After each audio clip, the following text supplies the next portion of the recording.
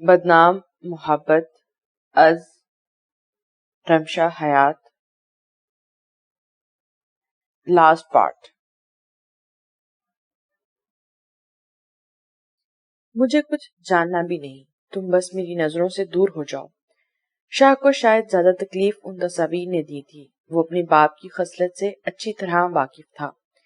وہ جانتا تھا کہ قاسم شاہ نے کیا کیا ہوگا جس کی وجہ سے روحی نے یہ سب کچھ کیا، لیکن ابھی شاہ غصے میں اپنی سوچنے سمجھنے کی صلاحیت کھو چکا تھا۔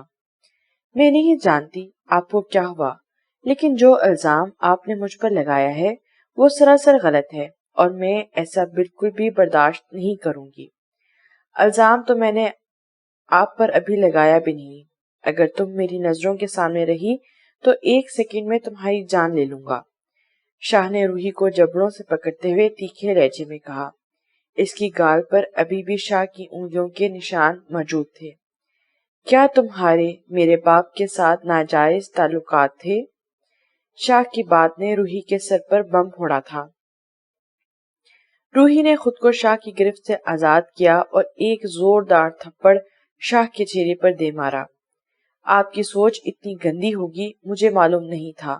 اب تو مجھے آپ کی شکل بھی نہیں دیکھنی اور نہ ہی آپ جیسے انسان کے ساتھ 1 سیکنڈ بھی رہنا ہے۔ آج آپ نے بھی اپنی اصلیت دکھا دی۔ روحی نے اپنی آنسوؤں کو اندر دھکیلتے ہوئے بھاری آواز میں کہا۔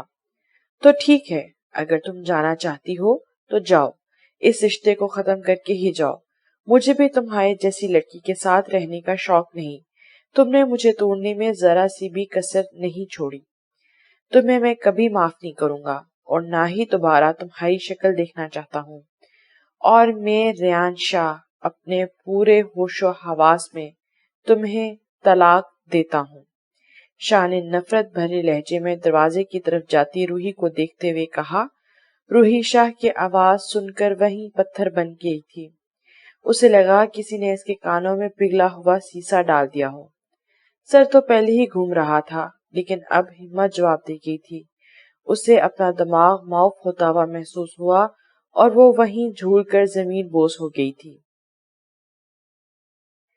صبح جب کومل کی آنکھ کھلی تو خود کو کسی اجنبی کمرے میں دیکھ کر چھت کو گھورنے لگی اور کل اس کے ساتھ کیا ہوا اس کے بارے میں سوچنے لگی۔ لیکن جیسے ہی اس کا دماغ بیدار ہوا اور اسے سب یاد آیا تو فوراً اٹھ کر بیٹھ گئی۔ اسے ارد گرد نظریں دھرائیں لیکن کمرہ خالی تھا۔ صبح کے 8 بج رہے تھے۔ کومل وہیں اپنا سر پکڑے بیٹھ گئی۔ اچانک اس کا دھیان اپنی شرٹ کی طرف گیا جو اس کی اپنی تو بالکل بھی نہیں تھی بلکہ عامر کی تھی۔ کومل نے 2-4 گالیوں سے عامر کو نوازا اور اپنے کپڑے اٹھا کر باتھ روم کی طرف چلی گئی۔ ابھی گھر جانا زیادہ ضروری تھا۔ اگر کسی کو پتہ چل جاتا تو کومل کیا جواب دیتی، لیکن وہ نہیں جانتی تھی عامر پہلے ہی سائم کو کال کر کے کومل کو اپنے گھر کی موجودگی کے بارے میں بتا چکا ہے۔ کومل باتھ روم سے باہر آئی تو عامر کو مسکراتا دیکھ کر اس کا غصہ پھر سے عود آیا تھا۔ تم ایک گھٹیا انسان ہو، تم میں ذرا سی بھی شرم نہیں۔ جو کچھ تم نے رات میں کیا میں اس کے لیے تمہیں کبھی معاف نہیں کروں گی۔ تم نے میری بے بسی کا فائدہ اٹھایا۔ کومل نے غصے سے کھولتے عامر کا کالر پکڑتے ہوئے کہا، جو ابھی بھی کھڑا مسکرا رہا تھا۔ عامر نے کومل کی کمر میں ہاتھ ڈال کر اسے خود کے قریب تر کیا اور اس کی آنکھوں میں دیکھتے ہوئے سنجیدگی سے کہا، جو میں نے کیا وہ میرا حق تھا۔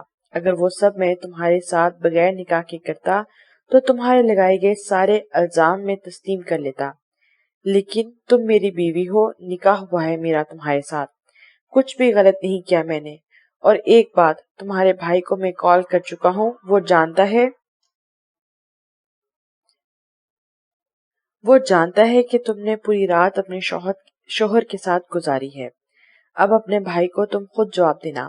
عامر نے کہتے ہی کومل کے ہونٹوں کو ہلکا سا چھوا جو حیرت کے مارے آنکھیں پھاڑے عامر کو دیکھ رہی تھی، جبکہ عامر نے سائم کو ایسا کچھ نہیں کہا تھا۔ اس نے کومل کے اپنے گھر میں ہونے کی اطلاع دی تھی اور کہا تھا کہ ماما کچھ وقت کومل کے ساتھ گزارنا چاہتی تھی۔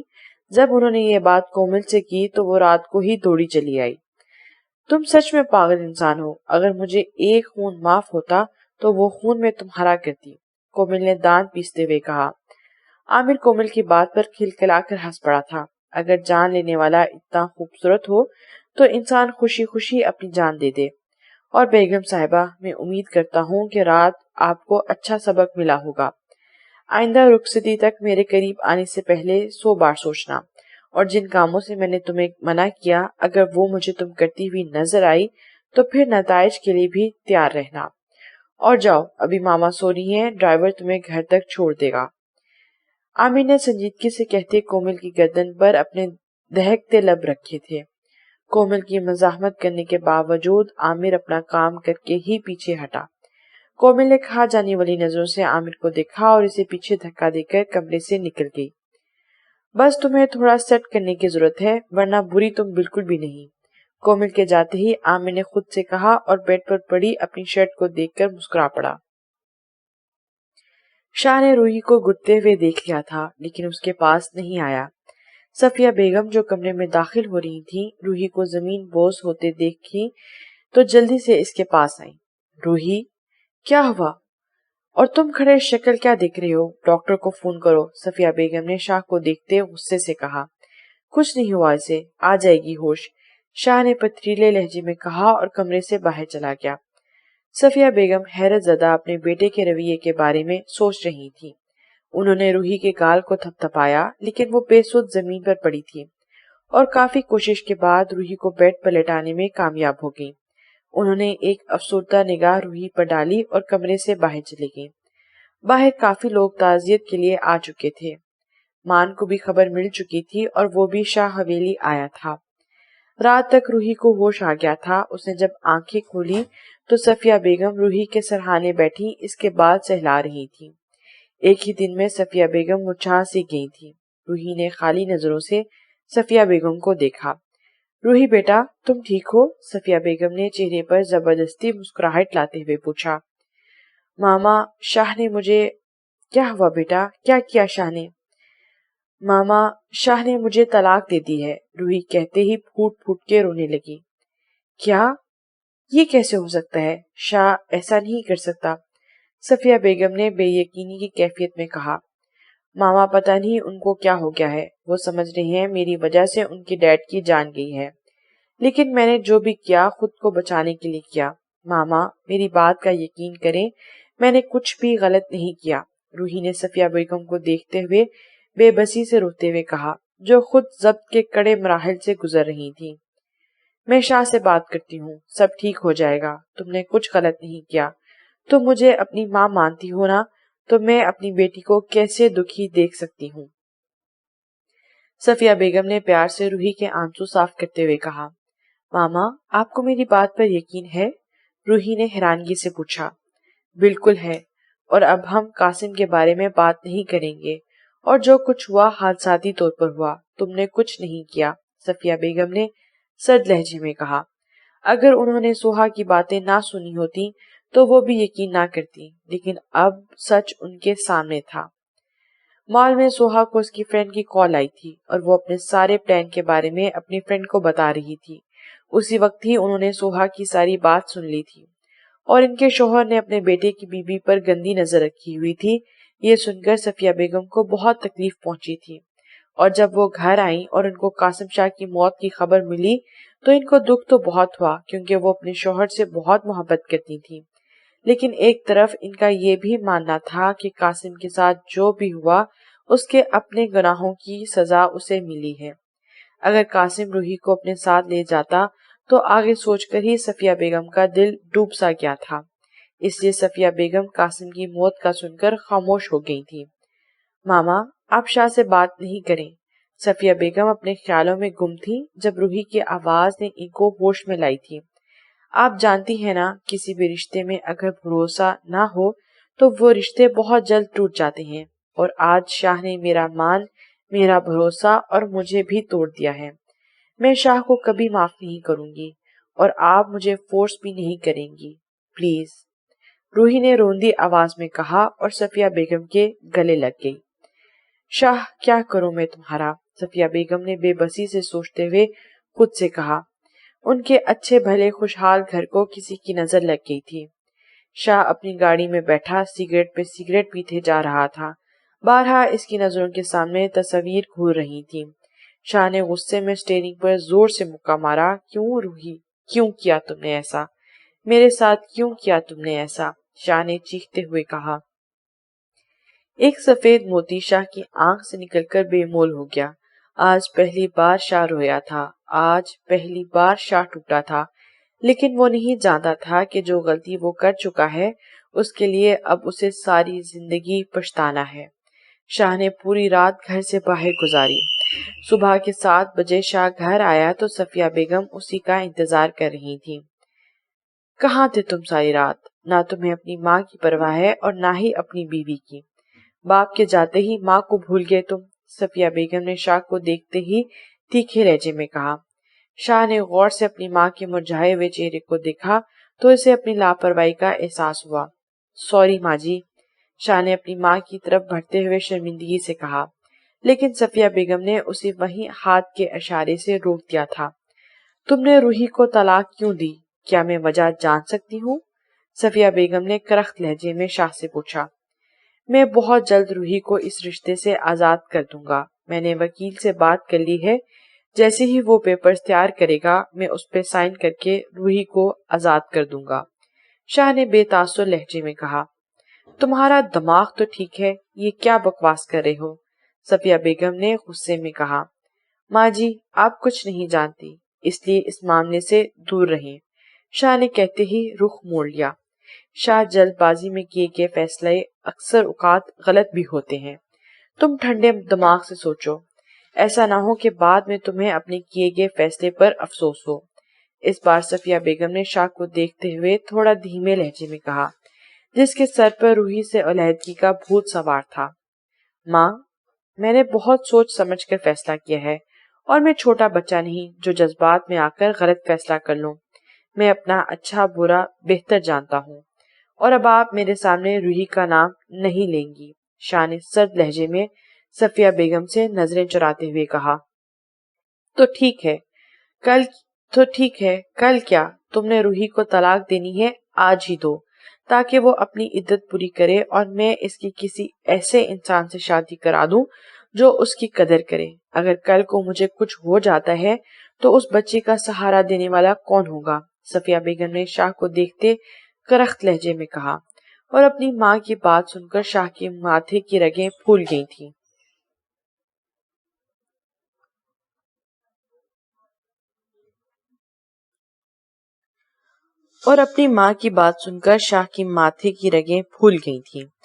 وہ اسی گھر میں ہمیشہ رہے گی، اپنی ساری زندگی اسی گھر میں گزارے گی۔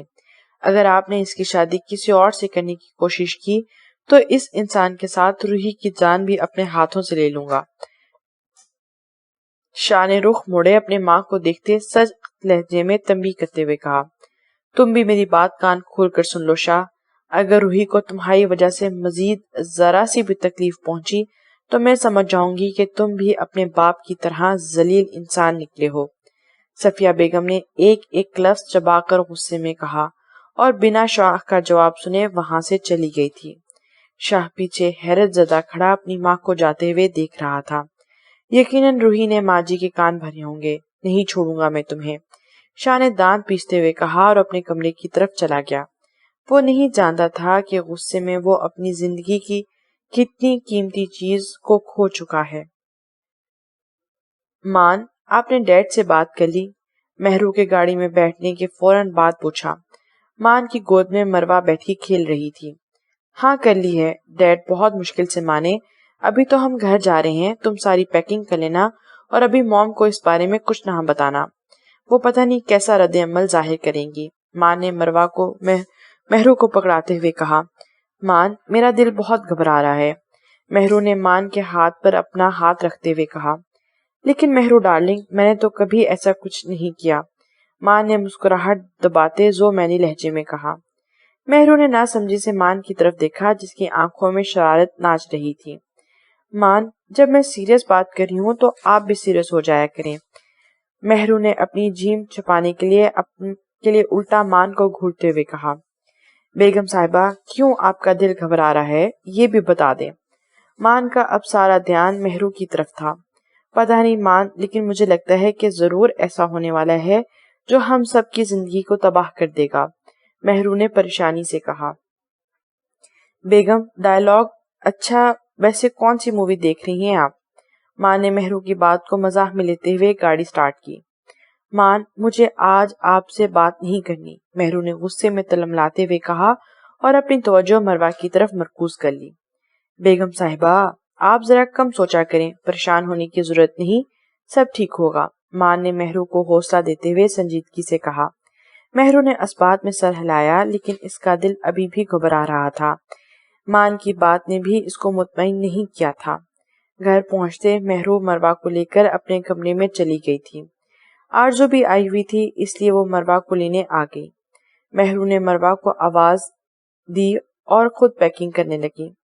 بھابی، ڈیڈ نے مجھے بتایا آپ لوگ یہاں سے جا رہے ہیں؟ آرزو نے مہرو کو دیکھتے ہوئے پوچھا۔ ہاں، تم سارے حالات سے اچھی طرح واقف ہو اور ہمارا یہاں سے جانا ہی بہتر ہے، مہرو نے ہلکا سا مسکرا کر کہا۔ تو پھر میں ہر ہفتے اپنی ڈول سے ملنے آؤں گی، آرزو نے چٹا چٹ مروہ کے دونوں گال پہ بوسہ دیتے ہوئے کہا۔ تمہارا اپنا گھر ہے، جب مرضی آ جانا، مہرو نے مسکراتے ہوئے کہا۔ چلیں، آپ کی پیکنگ میں مدد کروا دیتی ہوں، آرزو نے کہا اور پیکنگ میں مدد کروانے لگی۔ تھوڑی دیر بعد مان بھی آ گیا تھا۔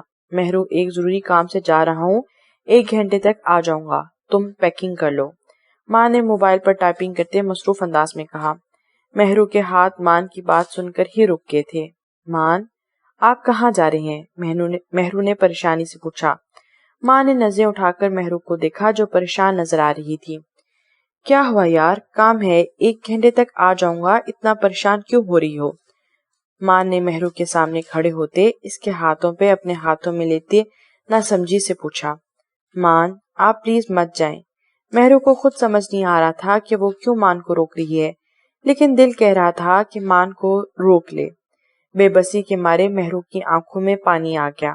مہرو، تم رو کیوں رہی ہو؟ مجھے بتاؤ، کیا بات ہے جو تمہیں تنگ کر رہی ہے؟ ماں نے اپنی انگلی کے پور سے مہرو کے آنسو صاف کرتے ہوئے بے چینی سے پوچھا۔ پتہ نہیں مان، مجھے لگ رہا ہے کہ کچھ برا ہونے والا ہے، آپ پلیز مت جائیں، مہرو نے مان کے ہاتھ پر اپنی گرفت مضبوط کرتے ہوئے کہا۔ مہرو، لگنے اور ہونے میں بہت فرق ہوتا ہے، تم فضول میں پریشان ہو رہی ہو، میرا جانا ضروری ہے ورنہ میں تمہاری بات مان لیتا، مان نے مہرو کو پیار سے سمجھاتے ہوئے کہا جس سے نظریں جھکا لی تھی۔ مہرو، ایسی شکل بناؤ گی تو پھر میں کیسے تمہیں چھوڑ کر جاؤں گا یار، ماں نے محبت بھرے لہجے میں مہرو کو تھوڑی سے پکڑ کر اس کا چہرہ اوپر کرتے ہوئے کہا۔ مان، روکنے کے علاوہ اگر کوئی بات کرنی ہے تو وہ کرو، مان نے مہرو کے ہونٹوں پر اپنی انگلی رکھتے اسے خاموش کرواتے ہوئے کہا۔ نہیں، مجھے کچھ نہیں کہنا، مہرو نے مان کو دیکھتے ہوئے کہا۔ چلو جلدی سے مجھے ایک پیاری سی کس کرو، پھر مجھے جانا ہے، ماں نے بات بدلتے ہوئے کہا۔ مان، میں کچھ نہیں دے رہی، مہرو نے گھور کر کہا۔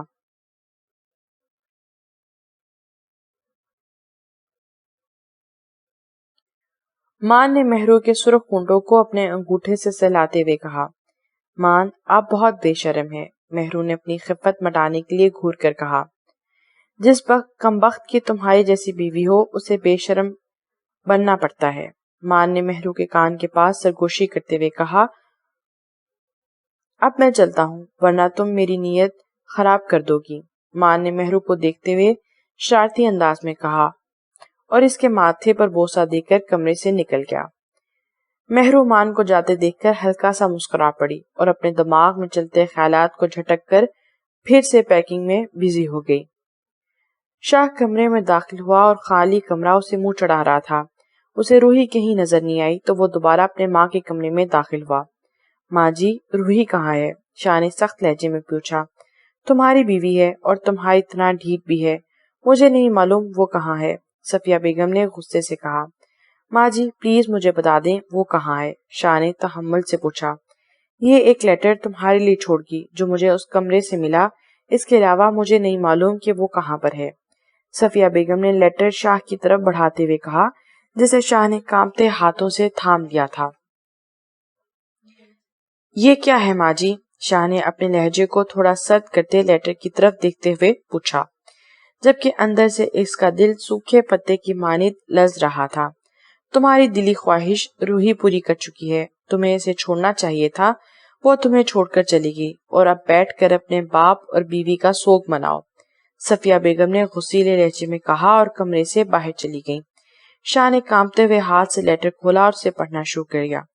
جیسے جیسے شاہ لیٹر پڑھتا رہا، اس کے چہرے کے تاثرات تبدیل ہوتے رہے اور سرد ہوتے جا رہے تھے۔ تمہیں کیا لگتا ہے تم مجھ سے بچ جاؤ گی؟ دنیا کے کسی بھی کونے میں چلی جاؤ، میں تمہیں ڈھونڈ نکالوں گا مسز شاہ۔ شاہ نے غصے سے کھولتے ہوئے کہا۔ اتنے میں اس کا موبائل رنگ ہوا۔ نمبر دیکھ کر شاہ نے موبائل اٹینڈ کیا اور مقابل کی بات سن کر دوڑتا ہوا کمرے سے باہر نکلا۔ مان کو آفس میں ایک ضروری کام تھا۔ آدھے راستے ہی اسے اپنی گاڑی روکنی پڑی کیونکہ سامنے 5-6 گاڑیاں کھڑی تھیں۔ مان کے چھٹی حص نے کہا کہ کچھ غلط ہونے والا ہے، اسے گاڑی واپس موڑنی چاہیے، لیکن گاڑیوں سے 5-6 آدمی باہر نکلے جن کے ہاتھ میں گنز تھی۔ مان اس وقت اکیلا تھا اور اتنے سارے لوگوں کا اکیلے مقابلہ نہیں کر سکتا تھا۔ ملک صاحب خود ہی باہر آ جائیں، اگر ہم نکلوانے پر آئے تو آپ کو بہت برا لگے گا، ایک آدمی نے مان کو باہر آنے کا اشارہ کرتے کہکا لگاتے ہوئے کہا۔ مان گہرا سانس لے کر گاڑی سے باہر نکلا۔ اس کے تقریباً 15 کے قریب آدمی تھے۔ کون ہو تم لوگ اور مجھ سے کیا چاہتے ہو؟ مان نے سنجیدگی سے کہا۔ تمہیں مارنے کے پیسے ملے ہیں، باقی ہمارا آپ سے کچھ بھی لینا دینا نہیں، ہم بس اپنا کام کر رہے ہیں۔ ایک آدمی جو شاید ان سب کا باس لگ رہا تھا، اس نے اپنی چین کو دانتوں میں لیتے ہوئے کہا، یہ بھی بتا دو کہ کس کے کہنے پر یہ سب کر رہے ہو؟ ماں نے پیچھے کھڑے ہٹے کٹے آدمیوں کو دیکھتے ہوئے پوچھا۔ اپنے سیٹ صاحب کے کہنے پر، اور ہاں اس میں تیرا بھائی کا بھی ہاتھ ہے، اور علی دان نے تمہارے لیے ایک خاص پیغام بھیجا ہے۔ تمہیں بتا دیں تمہارے مرنے کے بعد تمہاری خوبصورت بیوی پہلے سیٹھ اور پھر علی دان کی رکھیل بنے گی، اس آدمی نے کہکا لگاتے ہوئے کہا، اور یہاں مان کا صبر جواب دے گیا تھا۔ وہ جانتا تھا کہ وہ اکیلا ان سب کا مقابلہ نہیں کر سکتا، پھر بھی اس نے ایک زوردار مکہ اپنے سامنے کھڑے آدمی کے منہ پر دے مارا۔ مکہ اتنا زوردار تھا کہ وہ آدمی زمین پر جا گرا اور اس کے منہ سے خون نکلنے لگا۔ تیری اتنی مجال، مارو سالے کو، زمین پر گرتے آدمی نے چلاتے ہوئے کہا۔ باقی کے آدمی مان کے ارد گرد جمع ہو گئے۔ مان اکیلا تھا اس لیے خود کا دفاع نہیں کر سکا۔ مان کے سامنے 15 آدمی تھے جو اپنی گنز سے اسے مار رہے تھے۔ مان کے سر، ناک، منہ سے خون نکلنے لگا اور اس کا سفید سوٹ سرخ ہو گیا۔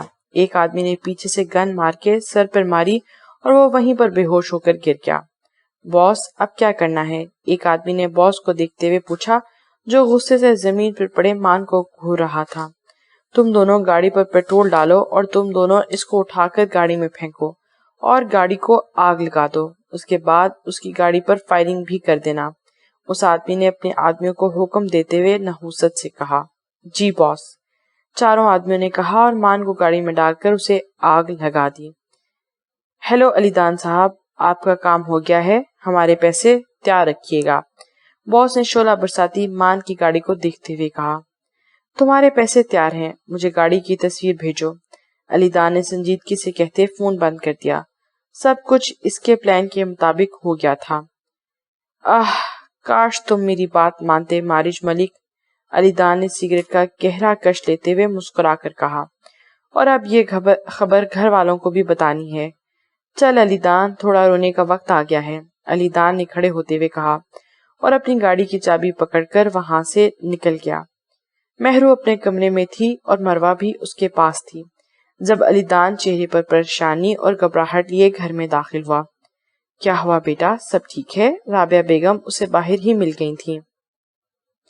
ماما کچھ بھی ٹھیک نہیں، علی دان نے اپنے ماں کے ہاتھ کو پکڑتے ہوئے پریشانی سے کہا۔ علی دان، میرا دل بیٹھا جا رہا ہے، کیا ہوا؟ ماما، مان کی گاڑی پر فائرنگ ہوئی، گولی پیٹرول ٹینک پر لگنے کی وجہ سے گاڑی کو آگ لگ گئی، علی دان نے چہرے پر پریشانی کے تاثرات لاتے ہوئے کہا۔ اور مان؟ رابعہ بیگم نے بے یقینی کے عالم میں پوچھا۔ وہ بھی گاڑی میں تھا، گاڑی بری طرح سے جل چکی ہے، علی دان نے مزید ڈرامہ کرتا اس کا موبائل رنگ ہوا۔ انسپیکٹر کی کال تھی۔ علی دان نے ایک نظر بت بنی اپنی ماں کو دیکھا اور کچھ فاصلے پر جا کر کال اٹینڈ کی۔ انسپیکٹر نے مان کی گاڑی میں بتایا اور یہ بھی کہا کہ اندر سے ایک لاش ملی ہے جو بری طرح جل چکی ہے۔ اگر علی دان کے سامنے رابعہ کھڑی نہ ہوتی تو ہنستے ہوئے اپنے بھائی کی موت کا افسوس کرتا۔ جی میں آ رہا ہوں، علی دان نے کہہ کر کال کاٹ دی۔ ماما، مان ہمارے درمیان نہیں رہا، اس کی باڈی ملی ہے جو ساری جل چکی ہے۔ میں ڈیڈ کو فون کر لوں، علی دان نے کہا اور اپنے باپ کو فون کرنے لگا جن کا نمبر بن جا رہا تھا۔ ماما، کیا ہوا؟ آرزو جو کچن کی طرف جا رہی تھی اپنی ماں کو بت بنے دیکھے حیران ہوئی اور ان کے پاس آ کر پوچھا۔ اتنے میں مہرو بھی مروہ کو لے کر باہر آ گئی تھی۔ رابعہ کی نظر جب مہرو پر پڑی تو غصے میں اس کی طرف بڑھی اور ایک زوردار تھپڑ مہرو کو دے مارا۔ مروہ جو مہرو کی گود میں تھی اونچی آواز میں رونے لگی۔ آرزو نے جلدی سے مروہ کو پکڑا اور اپنی ماں کی طرف دیکھا جو بھسم کر دینے والی نظروں سے مہرو کو دیکھ رہی تھی۔ ماما، کیا ہو گیا آپ کو؟ کیا کر رہی ہیں آپ؟ اگر بھائی کو پتا چل گیا تو وہ آپ سے بات نہیں کریں گے، آرزو نے اپنی ماں کو دیکھتے ہوئے کہا۔ مہرو اپنے منہ پر ہاتھ رکھے حیرانگی سے رابعہ کو دیکھ رہی تھی۔ اتنے میں علی دان بھی وہاں آ گیا اور سینے پر ہاتھ باندھے تماشا دیکھنے لگا۔ اس لڑکی نے جس دن سے میرے گھر میں آئی اپنے ناپاک قدم رکھے ہیں، میرا سب کچھ ختم کر دیا۔ تیرے بھائی کو یہ کھا گئی یہ ناگن۔ مان کی گاڑی میں آگ لگ گئی، وہ بھی اندر ہی تھا۔ یہ سب کچھ اس کی وجہ سے ہوا ہے، رابعہ بیگم نے چیختے ہوئے مہرو کی طرف اشارہ کرتے ہوئے کہا۔ مہرو کو لگا کہ اس نے غلط سنا، لیکن یہ سچ تھا، اس لیے اس کا دل گھبرا رہا تھا۔ رابعہ نے مروہ کو آرزو کی گود سے لے کر مہرو کو پھینکنے والے انداز میں پکڑایا۔ کھا گئی تیری منحوسیت، میرے بیٹے کو آج کے بعد اگر تو نے اس گھر کا رخ کیا تو تیری جان میں اپنے ہاتھوں سے لوں گی۔ جب سے تو نے میرے گھر میں قدم رکھا ہے میرا گھر بکھر گیا ہے۔ نکل جا میرے گھر سے، تمہارے جیسی ناپاک عورت میرے گھر میں ہرگز جگہ نہیں ہے۔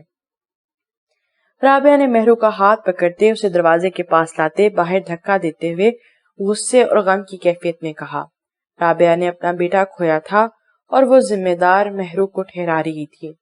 مہرو اپنا توازن برقرار نہیں پائی اور سیدھی زمین پر جا گری، لیکن اس نے اپنی بیٹی کو ذرا سی بھی خراش نہ آنے دی اور اس کا اپنا سر زور سے زمین کے ساتھ جا لگا تھا۔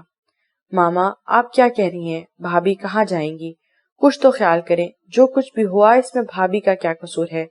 آرزو نے مہرو کی طرف بڑھتے ہوئے اپنی ماں کو کہا، جو اپنی ماں کے پیچھے ہی دروازے تک آئی تھی۔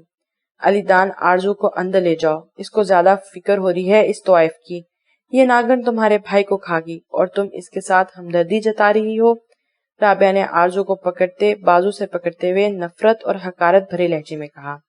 علی دان نے ایک نظر زمین پر گری ہوئی مہرو پر ڈالی۔ مہرو کو اس کے چہرے کی فاتحانہ مسکراہٹ اس وقت اتنی بری لگی تھی کہ اس کا دل کیا کہ علی دان کا منہ نوچ لے، جس نے مہرو سے بدلہ لینے کے لیے اپنے ہی بھائی کی جان لے لی تھی اور اب مطمئن سا کھڑا تماشا دیکھ رہا تھا۔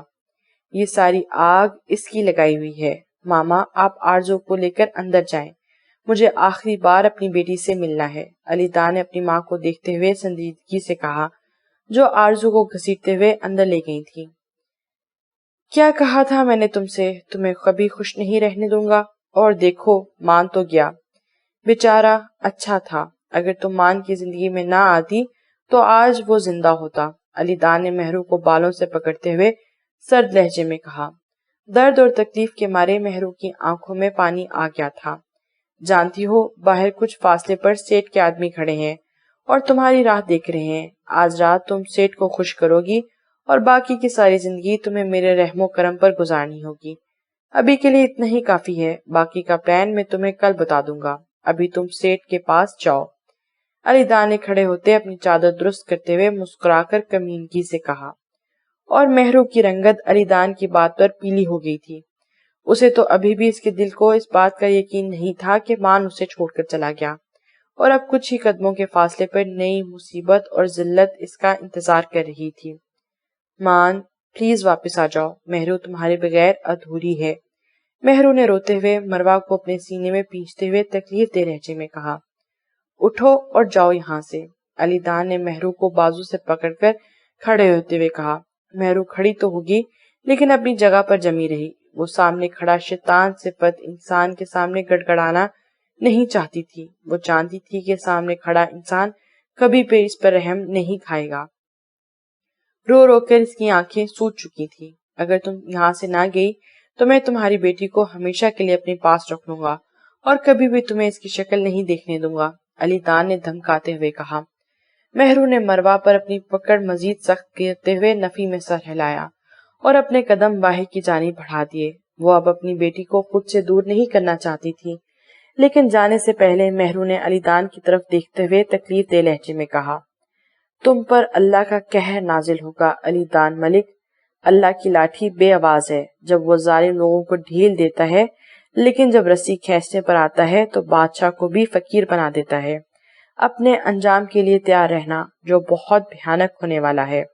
مہرو نے علی دان کو دیکھتے ہوئے پر یقین لہجے میں کہا.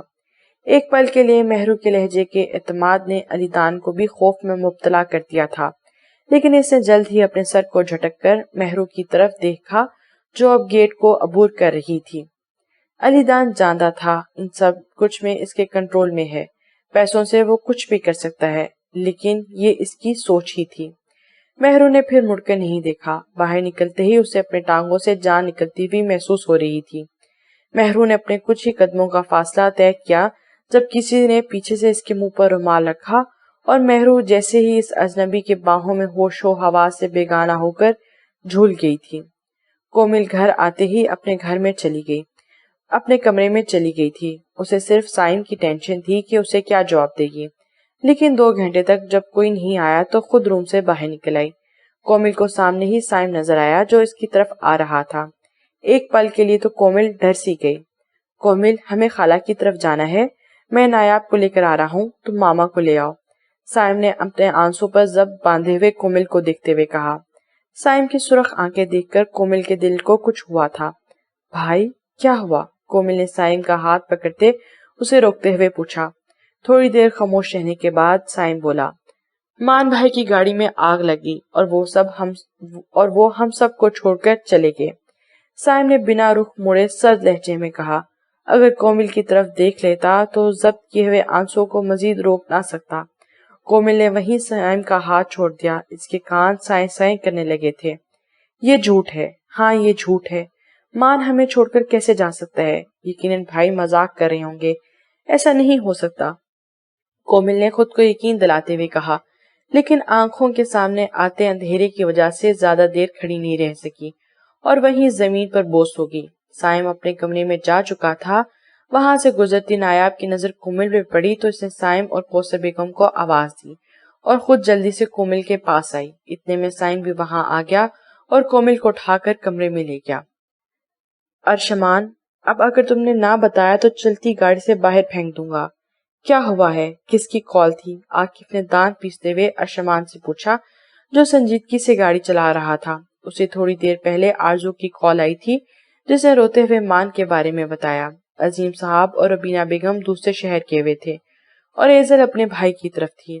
آرزو کی کال آئی تھی، ارشمان نے بات کا آغاز کرتے ہوئے کہا. تو عاقف نے حیرانگی سے پوچھا. مان بھائی کی گاڑی پر فائرنگ ہوئی، گولی پیٹرول ٹینک پر لگی جس کی وجہ سے گاڑی کو آگ لگ گئی. پولیس جب تک وہاں پہنچی گاڑی پوری طرح جل چکی تھی اور مان بھائی بھی اندر ہی تھے. ارشمان نے روندی سی آواز میں کہا. کیا بکواس کر رہے ہو؟ ابھی 2 گھنٹے پہلے تو میری اس سے بات ہوئی ہے. یہ سب تمہیں مان نے کرنے کو کہا ہوگا. آج تو کمینے کو میں نہیں چھوڑوں گا. عاقف نے نفی میں سر ہلاتے ہوئے ارشمان سے زیادہ خود کو یقین دلاتے ہوئے کہا. تم جھوٹ بول رہے ہو نا؟ پلیز کہہ دو یہ جھوٹ ہے. عاقف نے ایک آس سے ارشمان کی طرف دیکھتے ہوئے پوچھا جس کی گہری خاموشی نے عاقف کو بھی خاموش ہونے پر مجبور کر دیا تھا. اس کے بعد گاڑی میں خاموشی چھا گئی تھی. نہیں مان، تم ایسے کیسے مجھے اکیلا چھوڑ کر جا سکتے ہو؟ یا اللہ پلیز یہ جھوٹ ہو. عاقف دل میں اللہ سے مخاطب تھا. بے شک وہ سب کچھ بہتر جانتا ہے. فضا کو جب معلوم ہوا تو اسے اپنے کانوں پر یقین نہیں آیا. سائم، نایاب اور کوثر کو لے کے چلا گیا تھا. فضا کومل کے پاس رکی جو ابھی بھی بے ہوش پڑی تھی. اگر یہ سچ ہے تو میرا دل کیوں نہیں مان رہا؟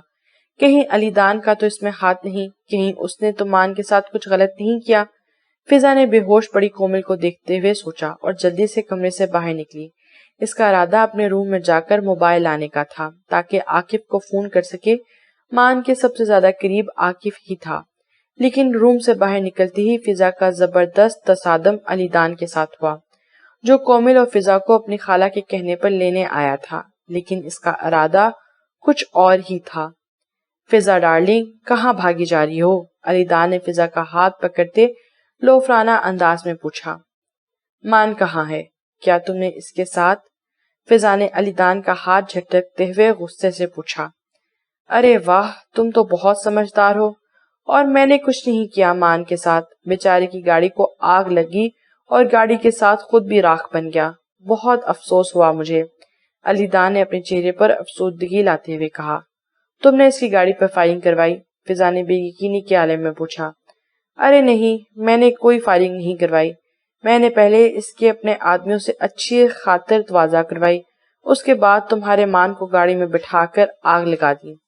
سچی فائرنگ میں نے نہیں کروائی، بیچارہ مار کھانے کے بعد زندہ تھا، لیکن آگ میں انسان کب تک زندہ رہ سکتا ہے؟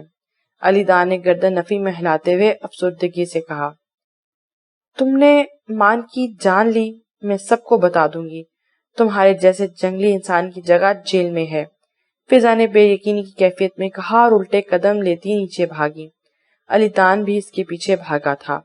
تمہیں میں یہاں سے بہت دور لے جاؤں گا، اپنے پاس اور قریب رکھوں گا، اب تم میرے ساتھ رہو گی، چلو میرے ساتھ، علی دان نے فضا کو بازو سے دبوچتے ہوئے غراتے ہوئے کہا۔ فضا سیڑھیوں کے پاس جا پہنچی تھی، اس نے اپنے ناخن سے علی دان کا چہرہ نوچا اور اپنے بازو کو علی دان کی گرفت سے آزاد کروانے کے چکر میں اس نے علی دان کو زور سے دھکا دیا اور اپنا متوازن برقرار نہیں رکھ پائی اور خود سیڑھیوں سے دھڑم نیچے کرتی چلی گئی تھی۔ علی دان آنکھیں پھاڑے فضا کے سر سے نکلتے خون کو دیکھا۔ علی دان، نکل جا، اس کے بچنے کے چانسز تو کم ہیں، اگر تو یہاں رہا تو پکڑا جائے گا، علی دان نے پریشانی سے اپنے چہرے پر ہاتھ پھیرتے ہوئے کہا اور پچھلے دروازے سے گھر سے باہر نکل گیا۔ کومل کمرے کے باہر کا شور سن کر ہوش میں آئی تھی اور علی دان کی باتیں بھی ساری سن چکی تھی۔ کومل نے اپنے چکراتے سر کو پکڑا اور چھوٹے چھوٹے قدم لیتی باہر آئی۔ وہ علی دان کو جاتے دیکھ چکی تھی اور اس نے فضا کو خون میں لت پت دیکھا تو وہیں اوپر بیٹھ گئی۔ سر تو پہلے ہی چکرا رہا تھا، اب ٹانگوں میں بھی کھڑے ہونے کی سکت نہ تھی۔ فضا نے کومل کو کپ کپاتے لہجے میں پکارا، فضا کو پکارا جسے وہ کومل کی بات سن رہی ہو۔ میں کیا کروں؟ کومل نے خود میں ہمت پیدا کرتے ہوئے کہا اور اپنے کمرے میں جا کر اس نے سائم کو کال کی جس کا نمبر بند جا رہا تھا۔ اس نے عامر کا نمبر ڈائل کیا جس نے دوسری بیل پر ہی اٹھا لیا تھا۔ آج بھی کسی کلب میں بیٹھی بور ہو رہی ہو؟ عامر کی آواز سنتے ہی کومل کو تھوڑا حوصلہ ملا۔ عامر، وہ فضا، کومل نے ہچکی لیتے ہوئے روتے ہوئے کہا اور دوسری جانب عامر بھی کومل کی آواز سن کر پریشان ہوا تھا۔ کیا ہوا ہے کومل؟ سب ٹھیک ہے؟ کیا ہوا فضا کو؟ عامر نے اس بار پیار سے پوچھا۔ فضا کے سر سے خون نکل رہا ہے، وہ مر جائے گی، پلیز اسے بچا لو۔ کومل کے آنسوں میں روانگی آ گئی تھی۔ میں آ رہا ہوں، پریشان نہیں ہونا، میں آ رہا ہوں، عامر نے کہا اور گاڑی کومل کے گھر کی طرف موڑ لی۔ عامر کومل کے گھر کے قریب ہی تھا۔ کومل نے موبائل وہیں رکھا اور باہر فضا کے پاس چلی گئی۔ فاخر بیٹا، کہاں جا رہے ہو؟ سب خیریت ہے؟ رقیہ بیگم نے پریشانی سے پوچھا۔ جی خالہ جان، بس دعا کریں سب ٹھیک ہو۔ بیٹا، مجھے تم ٹینشن میں چھوڑ کر جا رہے ہو۔ خالہ جان، بس آپ دعا کریں، ابھی بتانے کا وقت نہیں، فاخر نے رقیہ بیگم کو تسلی دیتے ہوئے کہا اور جانے کے لیے مڑ گیا۔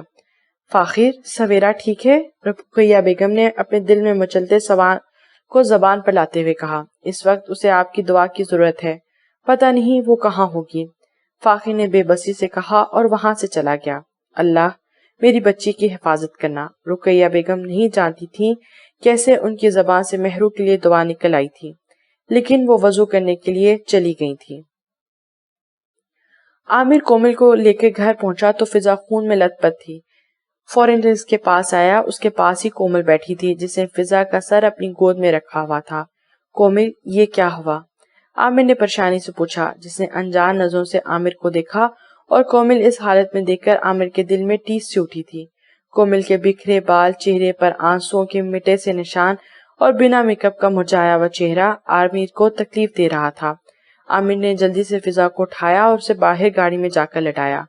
کومل بھی بوجھل قدم بھرتی عامر کے پیچھے چلی گئی تھی۔ کومل کے بیٹھتے ہی عامر نے گاڑی سٹارٹ کی اور فضا کو ہسپتال لے گیا۔ ہسپتال پہنچتے ہی فضا کو آپریشن تھیٹر میں لے جایا گیا۔ اس کا خون بہت زیادہ بہہ گیا تھا۔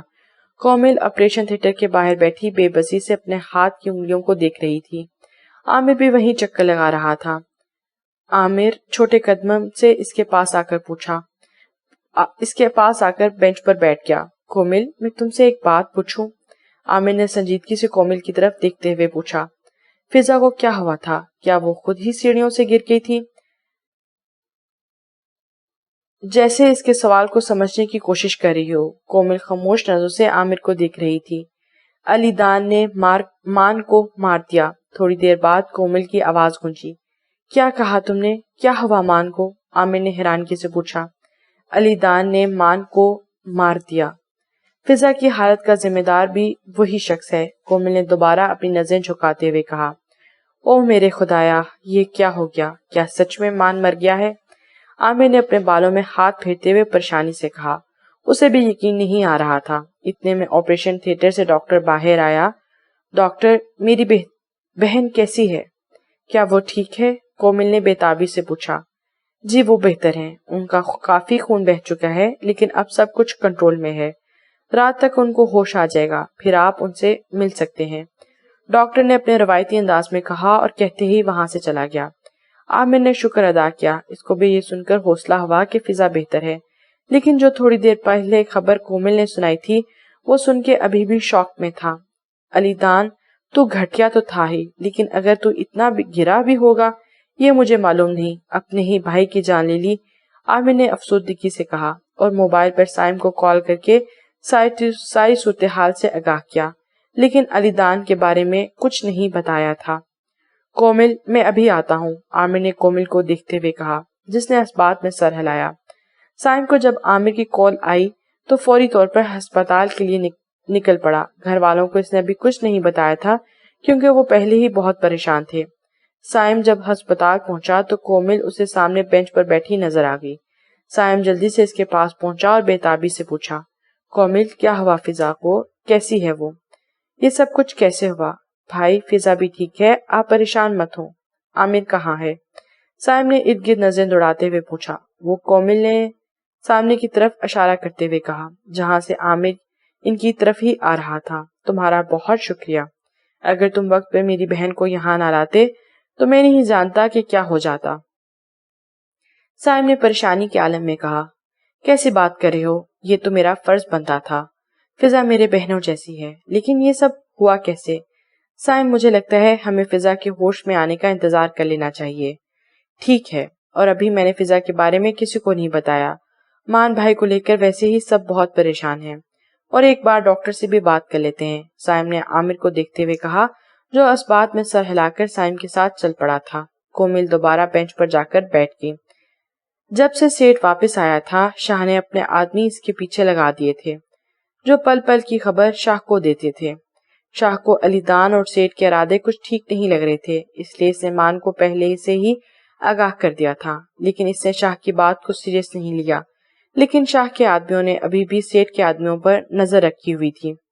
سیٹ کے آدمیوں نے جب مان پر حملہ کیا تو شاہ کا آدمی جو سیٹ کے آدمیوں پر نظر رکھے ہوئے تھا، شاہ کو فون کر کے ساری صورتحال سے آگاہ کر دیا۔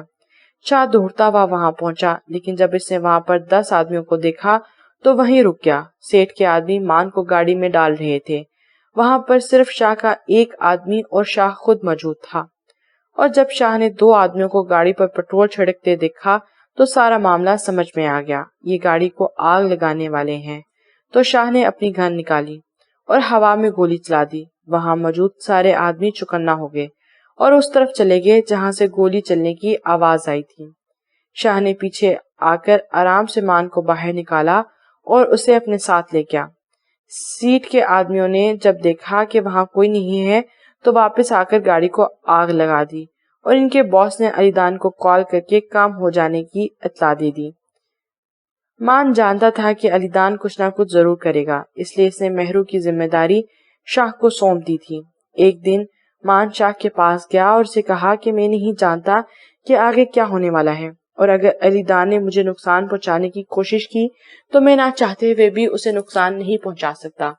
اور مان نے رقیہ بیگم اور فاخر کے بارے میں بھی شاہ کو بتا دیا تھا۔ شاہ مان کو اپنے فارم ہاؤس میں لے آیا۔ آتے ہی اس نے فاخر اور ڈاکٹر کو کال کی۔ ڈاکٹر تھوڑی دیر بعد آ گیا تھا اور پٹی وغیرہ کر کے کچھ ٹیسٹ کروانے کا کہہ کر چلا گیا۔ ڈاکٹر نے کہا تھا کہ مان کو 3 دن کے اندر ہوش آ جائے گا۔ تھوڑی دیر بعد فاخر بھی وہاں آ گیا تھا۔ میں آپ کو جانتا نہیں اور نہ ہی کبھی مان نے آپ کے بارے میں بتایا، لیکن آپ نے میرے فرینڈ کی جان بچائی، اس کے لیے میں آپ کا بہت احسان مند ہوں، فاخر نے شاہ کو دیکھتے ہوئے تشکرانہ انداز میں کہا۔ یہ تو میرا فرض تھا اور اب مجھے نکلنا چاہیے، کیونکہ مجھے لگ رہا ہے کہ ضرور علی دان مہرو کے ساتھ بھی کچھ برا کرنے والا ہے، اور میں چاہتا ہوں کہ میں اسے اپنے ساتھ لے آؤں اور وہ اس وقت اپنے گھر پر ہے۔ مجھے نکلنا چاہیے، شاہ نے فاخر کے کندھے تھپ تھپاتے ہوئے کہا۔ ٹھیک ہے، میں یہیں رک جاتا ہوں، آپ جائیں، فاخر نے کہا اور شاہ وہاں سے نکل گیا۔ شاہ جب مان کے گھر کے پاس پہنچا تو اسے سیٹھ کے کچھ آدمی فاصلے پر نظر آ گئے تھے جو کچھ فاصلے پر کھڑے تھے۔ شاہ نے مہرو کے گیٹ سے نکلتے ہوئے دیکھا تو اس کے منہ پر رومال رکھ دیا جس پر بے ہوشی کی دوا لگی ہوئی تھی۔ سیٹھ کے آدمی کافی دیر انتظار کرتے رہے۔ جب مہرو باہر نہ آئی تو واپس آ گئے۔ سیٹھ کے آدمی نے فون کیا اور ساری صورتحال سیٹھ کو بتائی۔ سیٹھ کو علی دان پر بہت غصہ آیا، اسے لگا علی دان نے اسے دھوکہ دیا ہے۔ شاہ مہرو کو وہیں لے آیا تھا اور فاخر کو کہا کہ مہرو کو اپنے گھر لے جائے۔ فاخر مہرو کو اپنے گھر لے آیا۔ رقیہ بیگم نے جب مہرو کو دیکھا تو وہیں ان کے قدم جم گئے۔ خالہ مروہ کو پکڑے۔ فاخر نے مروہ کو رقیہ بیگم کو پکڑاتے ہوئے کہا اور مہرو کو صوفے سے اٹھا کر کمرے میں لے گیا۔ رقیہ بیگم نے مروہ کو غور سے دیکھا جو بالکل مہرو جیسی تھی۔ رقیہ بیگم نے پیار سے مروہ کے گال چومے۔ اتنے میں فاخر بھی آ گیا تھا۔ خالہ جان، دونوں کا خیال رکھیے، میں واپس آ کر آپ کو ساری صورتحال سے آگاہ کر دوں گا، فاخر نے کہا اور گھر سے نکل گیا۔ رقیہ بیگم اسی کمرے میں داخل ہوئی جہاں مہرو بے ہوش لیٹی تھی۔ کافی دیر کھڑی اپنے آنکھوں کے پیاس بجھاتی رہی۔ اپنے کتنے سالوں کے بعد انہوں نے اپنی بیٹی کا چہرہ دیکھا تھا۔ مہرو کہاں ہے؟ سیٹھ نے غصے سے کھولتے علی دان سے پوچھا۔ سیٹھ، تم یہاں کیا کر رہے ہو؟ علی دان نے چہرے پر حیرانگی لاتے پوچھا۔ میرے سوال کا جواب دو علی دان ملک، مہرو کہاں ہے؟ اگر میں نے تمہاری مدد کی تو صرف مہرو کی وجہ سے، اور تم نے مجھے دھوکہ دیا۔ مجھے مہرو چاہیے ورنہ تمہاری جان لینے میں وقت ضائع نہیں کروں گا، سیٹھ نے علی دان کا گریبان پکڑتے ہوئے غرا کر کہا۔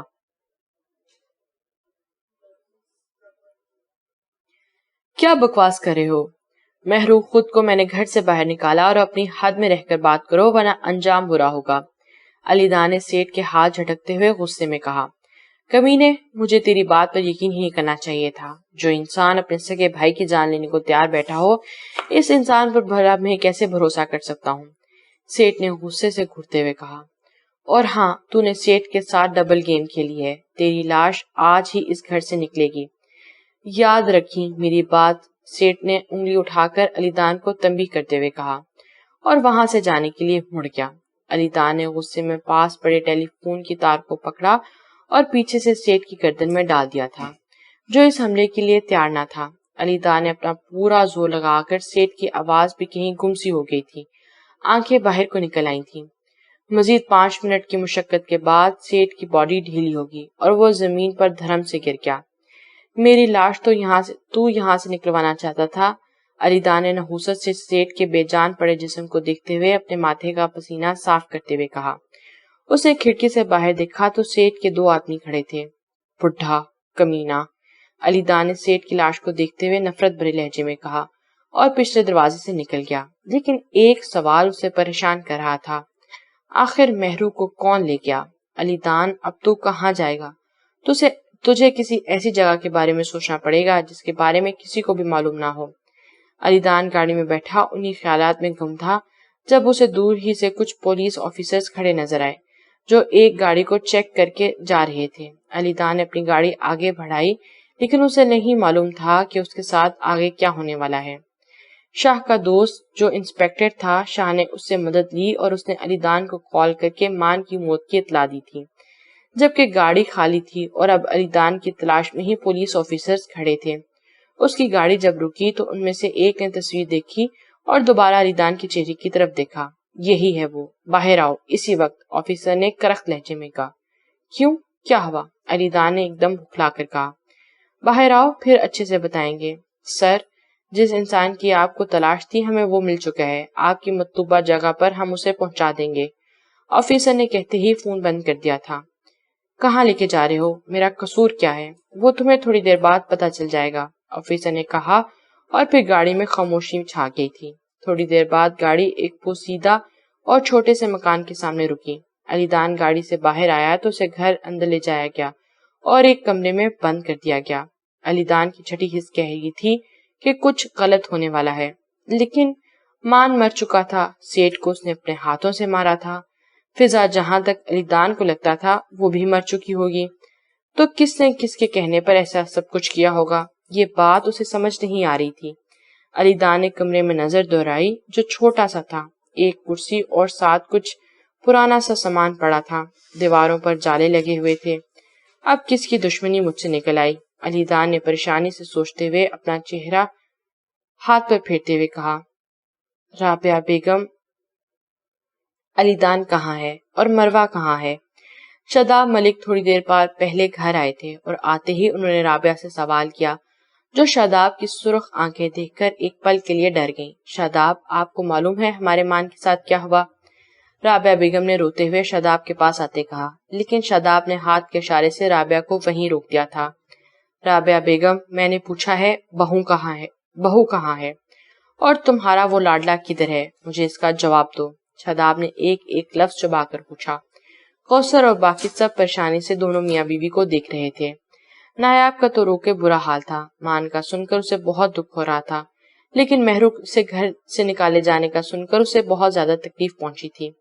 عاقف بالکل ہی خاموش ہو گیا تھا اور ابھی بھی ایک کونے میں سب سے بے خبر بیٹھا تھا۔ مہرو کو میں نے گھر سے نکال دیا، یہ سب کچھ اسی کی وجہ سے ہوا ہے۔ مان، آج میرا بیٹا میرے پاس نہیں۔ اس سے پہلے رابعہ بیگم مزید کچھ کہتی، لیکن چہرے پر پڑنے والے تھپڑ نے زبان پر قفل باندھ دیا تھا۔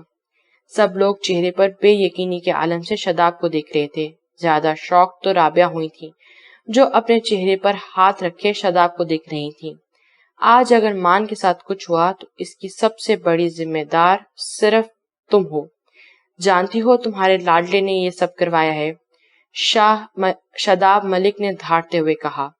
علی دان نے مان کو جان سے مارنے کے لیے سیٹ کے آدمیوں کو بھاری رقم دی تھی۔ اگر شاہ وقت پر نہ پہنچتا تو اس وقت سچ میں مان مر چکا ہوتا، لیکن شکر ہے شاہ نے اسے بچا لیا، ورنہ تمہارے بیٹے نے کوئی کسر نہیں چھوڑی تھی مان کو جان سے مارنے کی۔ اور فضا ابھی میں ہسپتال میں آ رہا ہوں، جاؤ اس کی حالت بھی دیکھ کر آؤ، تمہارے لاڈلے کی کرم نوازی ہے۔ شاداب ملک کی آواز اتنی اونچی تھی کہ پورے حال میں گونج رہی تھی۔ بھائی صاحب، اس کا مطلب ہمارا مان زندہ ہے؟ عظیم صاحب نے خوشی اور حیرانگی کے ملے جلے تاثرات سے پوچھا۔ ہاں، لیکن ابھی اسے ہوش نہیں آیا، اور شاہ بھی کسی کو اسے ملنے نہیں دے رہا۔ وہ کہہ رہا ہے جب تک مان کو ہوش نہیں آ جاتا کوئی بھی اسے نہیں ملے گا، شاداب ملک نے کمزور لہجے میں کہا اور وہیں صوفے پر ڈھہ گیا۔ باقی سب کے لیے یہ خبر ان کے چہروں پر خوشی لے آئی تھی۔ عاقف کی تو جیسے جان میں جان آ گئی تھی۔ انکل، مہرو کا اب آپ کو کچھ معلوم کیا وہ ٹھیک ہے؟ نایاب نے شاداب کے سامنے بیٹھتے ہوئے بےتابی سے پوچھا۔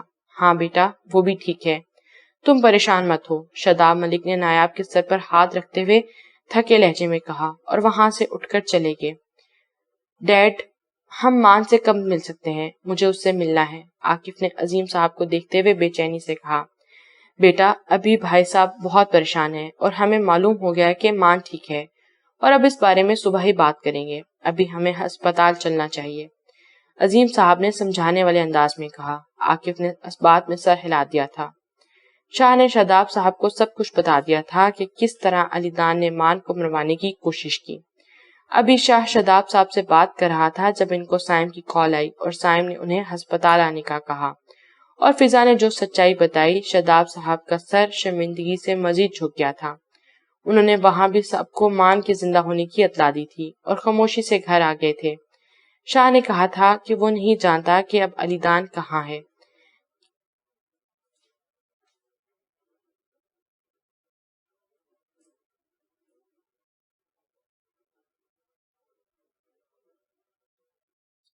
کیا کر رہے ہو تم لوگ؟ کھولو مجھے، جانتے نہیں ہو کہ میں کون ہوں؟ علی دان نے خود کو دو ہٹے کٹے آدمیوں سے آزاد کروانے کی کوشش کرتے ہوئے کہا، جو خاموشی سے علی دان کو باندھ کر چلے گئے تھے۔ تھوڑی دیر بعد دروازہ کھلا اور شاہ اپنی پوری وجاہت کے ساتھ داخل ہوا۔ شاہ کو اپنے سامنے دیکھ کر علی دان حیران ہوا تھا۔ تم کیوں مجھے یہاں لائے ہو؟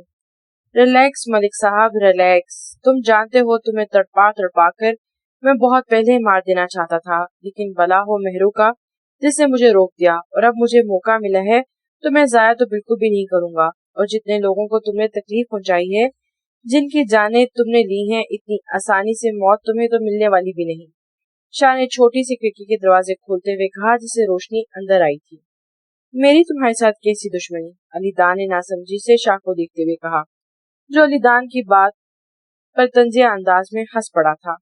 تم نے ان لوگوں کو تکلیف دی ہے جو میرے دل کے بہت قریب ہیں، اور تمہیں ایک بات بتا دوں، مان زندہ ہے اور بالکل ٹھیک ہے، مہرو بھی اسی کے ساتھ ہے۔ تمہارا پلان تو میں نے خراب کر دیا، اور جانتے ہو اب میں تمہارے گھر والوں اور مان کو کیا کہنے والا ہوں۔ علی دان نے اپنے بھائی کو جان سے مارنے کی کوشش کی، اور بعد میں وہ یہ سب برداشت نہیں کر سکا اور اس نے خودکشی کر لی۔ اچھی کہانی ہے نا؟ شاہ نے تھوڑا علی دان کی طرف جھکتے ہوئے کہا، جس کی خوف سے آنکھیں پھیل گئی تھی۔ یار ابھی سے تم ڈرنے لگے؟ ابھی تو شروعات ہے، اور ریلیکس رہو، یہ کہانی فضول ہے، ایسا کچھ نہیں کہوں گا۔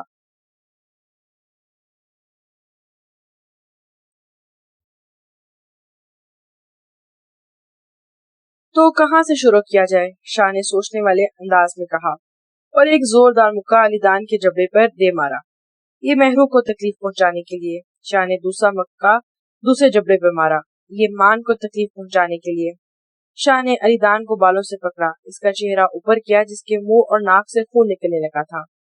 تمہیں معلوم ہے مجھے تمہیں سزا دینے کے لیے کتنی محنت کرنی پڑی، لیکن کوئی بات نہیں، اتنا تو میں کر سکتا ہوں، شاہ نے احسان کرنے والے انداز میں کہا۔ لے آؤ اندر، شاہ نے دروازے کی طرف دیکھتے ہوئے کہا، اور وہیں سے دو آدمی کمرے میں داخل ہوئے۔ دونوں کے ہاتھوں میں ایک ایک بوکس تھا۔ تمہارے لیے میں نے اسپیشل بچھو منگوائے ہیں، اور اب تم مجھے شکریہ بالکل مت بولنا، اور ان میں زہر نہیں ہے، یہ صرف تمہیں کاٹے اور نوچیں گے جیسے تم معصوم لڑکیوں کو نوچتے تھے۔ آج کی رات تم ان کے ساتھ گزارنی ہے، اب میں کل آؤں گا ایک نئی سزا کے ساتھ۔ شاہ نے چمکتی آنکھوں سے علی دان کو دیکھتے ہوئے کہا، جس کی نظریں باکس پر جمی ہوئی تھیں جس میں بڑے بڑے بچھو نظر آ رہے تھے۔ ملک صاحب کی خاطر توازوں میں کسی قسم کی کمی پیشی نہیں ہونی چاہیے۔ اس کے چیخنے کی پورے گھر میں آوازیں گونجنی چاہیے۔ شاہ نے سامنے کھڑے آدمی کو حکمانہ لہجے میں کہا اور کمرے سے باہر نکل گیا۔ وہ جانتا تھا علی دان کبھی بھی نہیں چیخے گا اور برداشت کرے گا، لیکن شاہ نے بھی سوچ لیا تھا کہ علی دان کو اچھا سبق سکھائے گا۔ اس کا ارادہ مان کو بتانے کا نہیں تھا، کیونکہ وہ جانتا تھا کہ مان کبھی بھی علی دان کو مارنے نہیں دے گا، اور شاہ مہرو اور مان کے ساتھ مزید کچھ بھی غلط ہونے نہیں دے سکتا تھا۔ شاہ کے جاتے ہی اس کے آدمیوں نے کالے بچھو علی دان پر چھوڑ دیے تھے جو اسے کاٹنے لگے تھے۔ علی دان اپنے دونوں ہونٹوں کو آپس میں پیوست کیے تکلیف کو برداشت کرنے لگا تھا۔ مہرو کو جب ہوش آیا تو اس نے ارد گرد نظریں دوڑائیں۔ تھوڑی دیر اسے لگا کہ اپنے دماغ کو بیدار کرنے میں۔ اس نے اپنے چکراتے سر کو تھاما اور بیڈ سے ٹیک لگائی، لیکن جیسے ہی اسے اپنے گھر سے نکالا جانا اور مان کا اسے چھوڑ دینا یاد آیا، مہرو کمرے سے باہر کو بھاگی تھی، لیکن سامنے صوفے پر بیٹھی ہستی کو دیکھ کر اس کے پاؤں جم ہی گئے۔ مروہ رقیہ بیگم کی گود میں کھیل رہی تھی۔ امی، مہرو نے اتنی آہستگی سے کہا کہ اسے خود کی بھی آواز سنائی نہیں دی۔ رقیہ بیگم کی نظریں بے اختیار سامنے اٹھی۔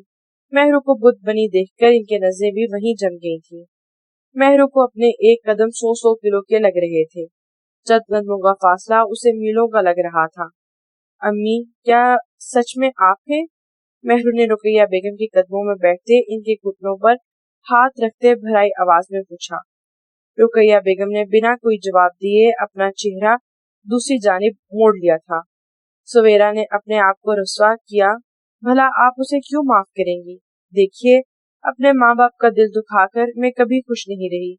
اپنے ماں باپ کا دل دکھا کر مہرو ایک طوائف بن گئی۔ और एक तवाइफ की जिंदगी कैसे होती है ये तो हर कोई जानता है।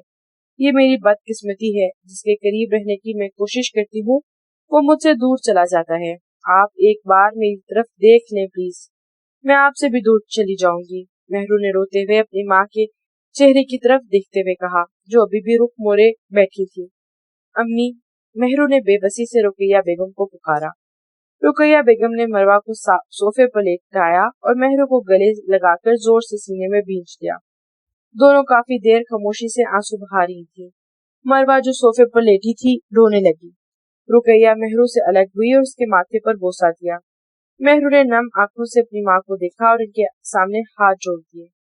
अम्मी, मुझे माफ कर दें, मेहरू ने रुकैया बेगम के हाथों पर सर रखते भारी लहजे में कहा। मेहरू, जो गुजर गया सो गुजर गया। अब अगर हम पिछली बातों को लेकर बैठ गए तो सिवाय तकलीफ के कुछ नहीं मिलेगा, और मुझे यकीन है कि तुम्हारे अब्बू ने भी तुम्हें माफ कर दिया होगा। रुकैया बेगम ने मेहरू को गले लगाते हुए कहा।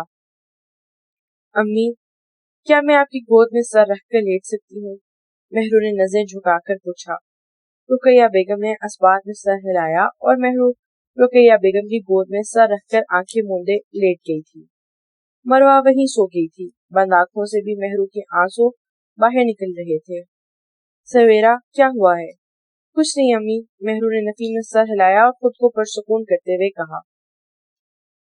और जो कुछ माँ ने मेहरू के बारे में बताया था वो सब सुनकर ही रुकैया बेगम का दिल कट सा गया था। कासिम की मौत के बाद सोहा बहुत ज्यादा डर गई थी। इसने सोचा कि वो सारा सच शाह को बता देगी और यहाँ से चली जाएगी, फिर चाहे शाह उसे कुछ भी सजा दे। मान के पास फाखिर था। शाह अपने घर आया था कि फ्रेश हो जाए। फिर इसने रूही को तलाश करने भी जाना था। उसे पूरी उम्मीद थी कि वो उसे मिल जाएगी। शाह, मुझे तुमसे एक जरूरी बात करनी है, सोहा ने शाह को देखते अपनी हाथ की उंगलियां मरोड़ते हुए कहा। कहो, क्या कहना है? शाह, देखो, मैंने जो भी किया तुम्हारी मोहब्बत में किया, प्लीज मुझे माफ कर देना, सोहा ने अपने खुश्क होंठों पर जबान फेरते हुए कहा।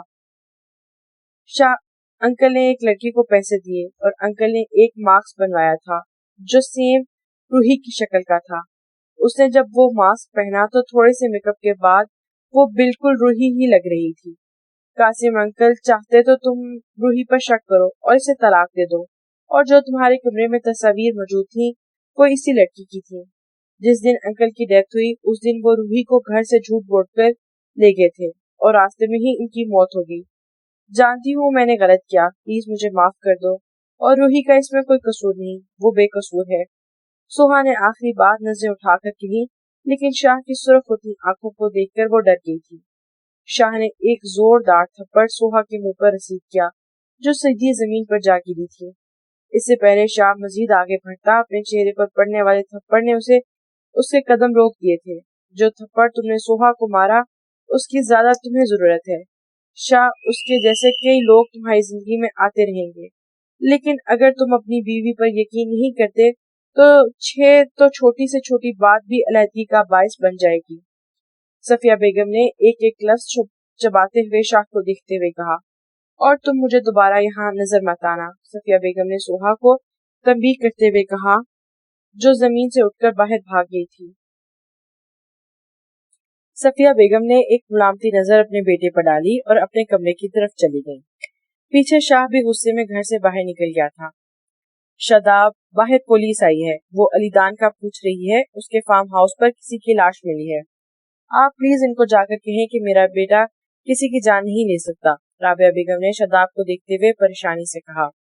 जो इंसान अपने भाई की जान लेने की कोशिश कर सकता है वो कुछ भी कर सकता है, और दोबारा तुमने उस घटिया इंसान का नाम मेरे सामने लिया तो तब तुम्हें भी उसी के पास भिजवा दूंगा। मेरा सिर्फ एक बेटा है और वो है मान, समझ गई?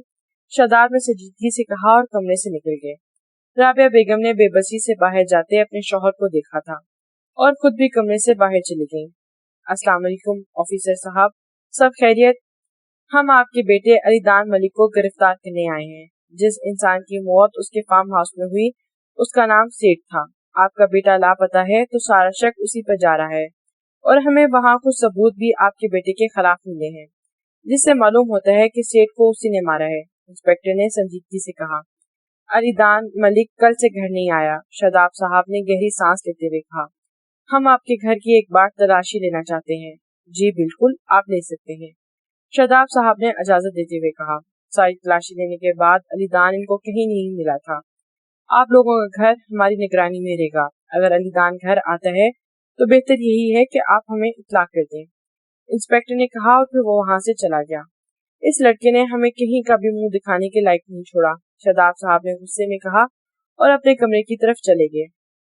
روحی نے سوچ لیا تھا کہ وہ شاہ سے بہت دور چلی جائے گی، لیکن جب اس نے الماری میں پڑی تصاویر دیکھی تو اسے اپنی آنکھوں پر بھی یقین نہیں آیا تھا، اور اب اسے شاہ کے غصے میں ہونے کی وجہ معلوم ہوئی۔ اسے دکھ تو بہت ہوا، لیکن اس کا ارادہ اب مزید پکا ہو گیا تھا۔ اس نے ایک پیپر پکڑا اور اس پہ لکھنے لگی۔ شاہ میں یہی سوچ رہی تھی کہ آخر ایسی کیا غلطی ہوگی کہ آپ مجھے طلاق دینے تک پہنچ گئے، لیکن الماری میں پڑی کچھ تصاویر کو دیکھ کر مجھے اپنے سارے سوالات کے جواب مل گئے، اور مجھے آپ کی سوچ پر شدید افسوس ہے۔ میں اپنی مرضی سے آپ کو چھوڑ کر جا رہی ہوں۔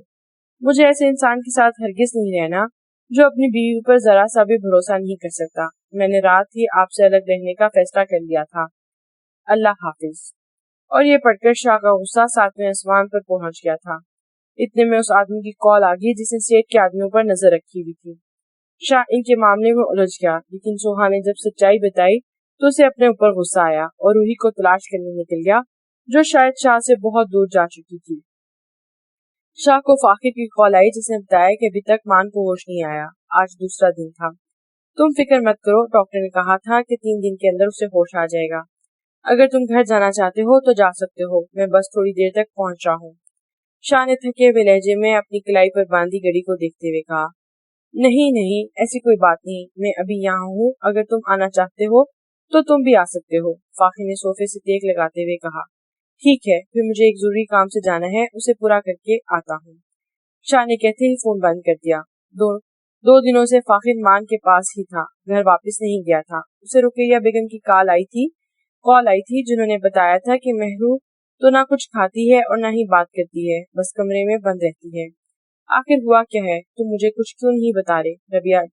رقیہ بیگم نے پریشانی سے پوچھا۔ خالہ جان، رات میں واپس آ کر سب کچھ بتا دوں گا، فاخر نے تسلی دیتے ہوئے کہا اور فون بند کر دیا۔ شاہ نے روحی کو ہر اس جگہ تلاش کیا جہاں اس کے ہونے کے چانسز موجود تھے، لیکن روحی وہاں موجود نہیں تھی۔ لیکن شاہ نے بھی سوچ لیا تھا کہ وہ ہمت نہیں ہارے گا اور روحی کو تلاش کرے گا، لیکن اس سے پہلے اسے علی دان کا کام تمام کرنا تھا۔ شاہ اس کے گھر پہنچا جہاں اس نے علی دان کو رکھا ہوا تھا۔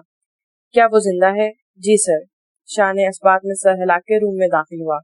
اس کا چہرہ، ہاتھ، بازو اور گردن پر بچھو کے کاٹنے کی وجہ سے سوجا ہوا تھا اور ان میں سے خون بھی نکل رہا تھا۔ کیسے مزاج ہیں علی دان ملک؟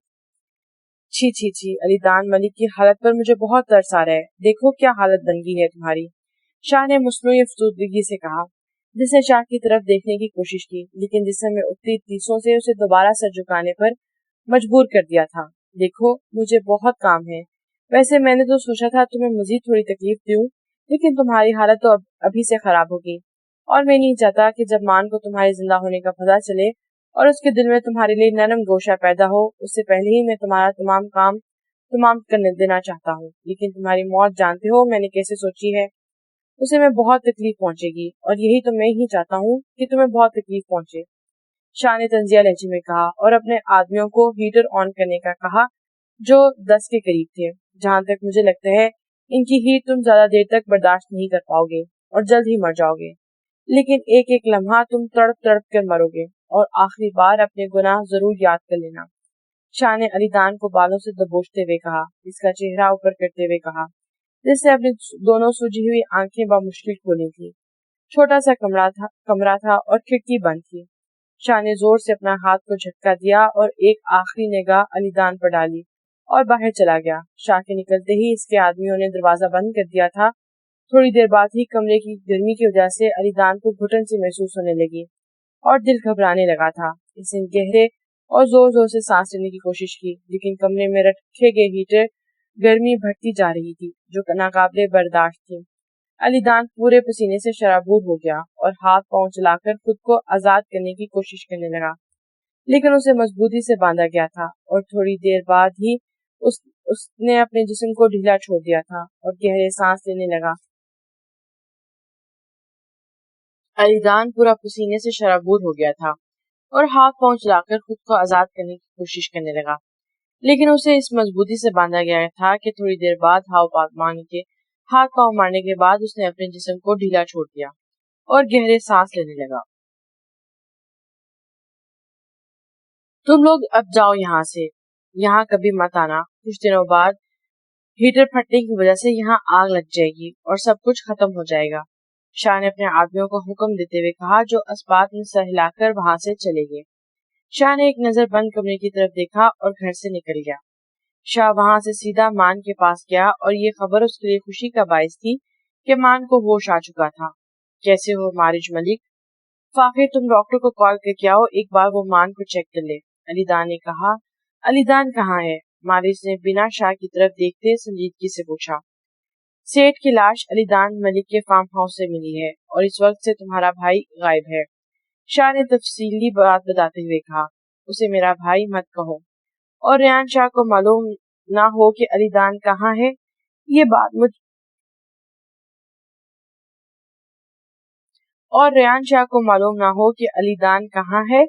ये बात मुझे कभी हजम नहीं हो सकती। और अगर वो सेठ के आदमियों पर नजर रख सकता है, मुझे वहां से ला सकता है, तो अलीदान के बारे में मालूम होना ना होना थोड़ा अजीब नहीं? मान ने बैठते हुए शाह की तरफ देखते हैरानगी से पूछा, जिस पर शाह कहका लगाकर हंसा। इसका कहका भी खोखला था। मान ने हैरत से शाह को देखा। जहां तक मुझे लगता है, सेठ के किसी आदमी ने उसे पकड़ लिया। उससे ज्यादा मुझे कुछ नहीं मालूम। शाह ने रूम में दाखिल होते फाकिर को देखते हुए कहा, जो डॉक्टर को कॉल करके बाहर गया था। मान, तुम्हारे घर वाले बहुत परेशान हैं।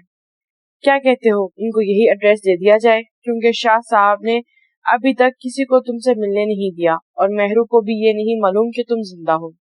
फाकिर ने अपनी पेन की जेबों में हाथ डालते हुए कहा, क्या यार, कम से कम मेहरू को तो बता देते, वो बेचारी कितना परेशान हो रही होगी। माँ ने बेड से उठने की नाकाम कोशिश करते बेचैनी से कहा, भाई साहब, अभी आप आराम करें, सिर्फ 2 दिन ही तो गुजरे हैं। फाकिर ने आम से लहजे में कहा। 2 दिन? मुझे पहले ही मेहरू के पास जाना चाहिए था। कहाँ है वो? माँ ने फाकिर को देखते हुए पूछा। मेरे घर। शाह, सब ठीक है? माँ ने शाह को देखते हुए पूछा। हाँ ठीक है सब, बस कुछ गलतियां ऐसी होती हैं जो इंसान से हो जाती हैं और बाद में वो पछताता है। मेरा भी वही हाल है। शाह ने हंसते हुए कहा। तुम जाओ मेहरू के पास, वो काफी परेशान होगी। फाकिर भी 2 दिन से यही था, ना वो घर गया ना वो मेहरू को बता पाया। शाह ने संजीदगी से कहा, ठीक है, और तुमने मेरे लिए जो कुछ भी किया, इसके लिए मैं ताउम्र तुम्हारा एहसानमंद रहूंगा। माँ ने शाह को गले लगाते हुए तशकुराना लहजे में कहा, जो हल्का सा मुस्कुरा पड़ा था। अपना चेकअप करवा लेना, शाह ने कहा, जिस पर माँ ने सर अस्पात में हिलाया और फाकिर के सहारे कमरे से निकल गया। शाह ने गहरी सांस ली और दोबारा रूही की तलाश में निकल गया। फाकिर मान को अपने घर ले आया था, उसे सहारा देते हुए अंदर लाया। सामने ही उसे रुकैया बेगम नजर आई। पास ही मरवा सो रही थी। मान बेटा, ये क्या हुआ? कुछ नहीं आंटी, अब तो सब ठीक है। खालाजान, मैं खुद मान के पास था, अब आपको फोन पर बताकर परेशान नहीं करना चाहता था। फाकिर ने अपने बालों में हाथ फेरते हुए कहा। मेहरू जो किचन में पानी लेने आई थी, बाहर से आती मान की आवाज सुनकर चौंक गई, लेकिन फिर अपने सर को झटक कर गिलास में पानी डालने लगी। लेकिन उसे इस बार पक्का यकीन हो गया कि यह आवाज मान की है। मेहरू किचन से बाहर आई और सामने पट्टियों में जगड़े मान को देखा। जहां उसे यकीन नहीं आया, वहां उसे गुस्सा भी आया, क्योंकि फाकिर बता रहा था कि मान जिंदा था, लेकिन मेहरू को नहीं पता था। और ये सुनते ही मेहरू ने गुस्से में इर्द गिर्द नजरें डराई। उसे जब कुछ नजर नहीं आया तो पैर पटक कर मान के सामने से गुजरकर कमरे में चली गई। लो जी, गलत लाइन सुन ली थी तुम्हारी बीवी ने, फाकिर ने मुस्कुराते हुए कहा। अब क्या कर सकते हैं? तो मुझे मेरे रूम तक छोड़ाओ, पहले मैं अपनी बीवी को मना लूं, फिर घर भी कॉल करनी है, माँ ने मुस्कुराते हुए कहा और मरवा के गाल चूमकर उठ खड़ा हुआ। फाकिर उसे कमरे तक छोड़ आया था। दरवाजा खुला ही था। मान दीवार का सहारा लेते हुए कमरे में दाखिल हुआ। मेहरू बेड पर बैठी थी। उसे मालूम था कि मान अंदर आया है, लेकिन उसने पीछे की तरफ नहीं देखा। बेगम, अभी मुझसे चला नहीं जा रहा, सारा सहारा ही दे दो, माँ ने मासूमियत से कहा। मेहरू ने मान की तरफ देखा, जो दीवार के सहारे खड़ा था। माँ ने इसका हाथ पकड़ के रोका और अपने सामने बिठाया। महरू ने आंखों में आंसू लिए रोंदी आवाज में मान का हाथ पीछे करते हुए कहा, मान, हाथ छोड़ दे मेरा, वरना मैं आपका सर फाड़ दूंगी। पहले ही सर का कुबाड़ा हुआ है, तुम भी अपना शौक पूरा कर लो, मान ने शरारती लहजे में कहा। 2 दिन में मैंने कितनी तकलीफ में गुजारे हैं, आप सोच भी नहीं सकते। फाकिर भाई ने मुझे बताना तक गवारा नहीं किया। 2 दिन तक वो मेरे पास था, अब कॉल करके तुम्हें बताता तो तुम मुझसे मिलने की जिद करती। 2 दिन तक मैं बेहोश रहा। मुझे जब होश आया तो सबसे पहले मैं तुमसे मिलने आ गया। हमेशा का बहुत शुक्रगुजार हूँ जिसने मेरे पीछे तुम्हारी भी हिफाजत की। हालात ही कुछ ऐसे हो गए थे, तुम्हें तो खुश हो जाना चाहिए कि मैं ठीक हूँ और तुम मुंह फुलाए बैठी हो। माँ ने मुस्कुराई नाराजगी से कहा, नहीं मान, प्लीज आप मत जाएं। महरू ने मान के सीने पर सर रखते हुए कहा, फुट फुट के रोने लगी। माँ ने भी उसे रोने दिया था ताकि वो अपने अंदर का गुबार निकाल सके। महरू, तुम्हारे पास इतना पानी कहाँ से आता है? माँ ने महरू के चेहरे को थोड़ी से पकड़कर ऊपर करते हैरानगी से पूछा। आप मुझसे वादा करें, आप मेरे लिए अपनी हिफाजत करेंगे। मान, मैं आपसे बहुत मोहब्बत करती हूँ, आपसे दूरी बर्दाश्त नहीं कर सकती, प्लीज मुझे अकेला मत छोड़िएगा। महरू ने मान के चेहरे की तरफ देखते हुए कहा, जो हैरत और खुशी के मिले जुले तासरात लिए महरू को देख रहा था। मान, महरू ने बहारी आवाज में कहा, क्या जो अभी मेरे मासूम कानों ने सुना वो सच है? ओके, सॉरी यार, बस कंफर्म कर रहा था। मैं वादा करता हूँ कि अपनी मासूम और प्यारी सी बीवी के लिए खुद की हिफाजत करूंगा, और मेरी बीवी की आंखों में आंसू आए ये मैं हरगिज बर्दाश्त नहीं करूंगा। मान, आप जानते हैं अलीदा ने कहा कि आपकी गाड़ी को आग लगी। जो महरू मजीद अपनी बात जारी रखती, लेकिन मान ने महरू के होंठों पर उंगली रखकर उसे खामोश करवा दिया था। लेकिन कुछ भी बुरा नहीं हुआ, मुझे फाकी ने सब बता दिया। तुम्हें बेहोश करने वाला शाह था, मुझे बचाने वाला भी शाह था। उस बंदे का मैं एहसानमंद हूँ। महरू ने उसने मेरी बहुत मदद की। आजकल के दौर में इतना सब कुछ कोई अपने भी नहीं करता जितना शाह ने हमारे लिए किया, लेकिन वो मुझे कुछ परेशान सा लगा। मैं चाहता हूँ तुम शाह से बात करो और पूछो उसे क्या परेशानी है। हो सकता है मैं उसकी कोई मदद कर सकूं। माँ ने अपने हाथ पीछे करते महरू के लबों को हल्का सा अपने लबों से छूते हुए कहा, और मेरी बेटी कहाँ है? जल्दी से उसे लेकर आओ, मुझे उससे ढेरों बातें करनी है।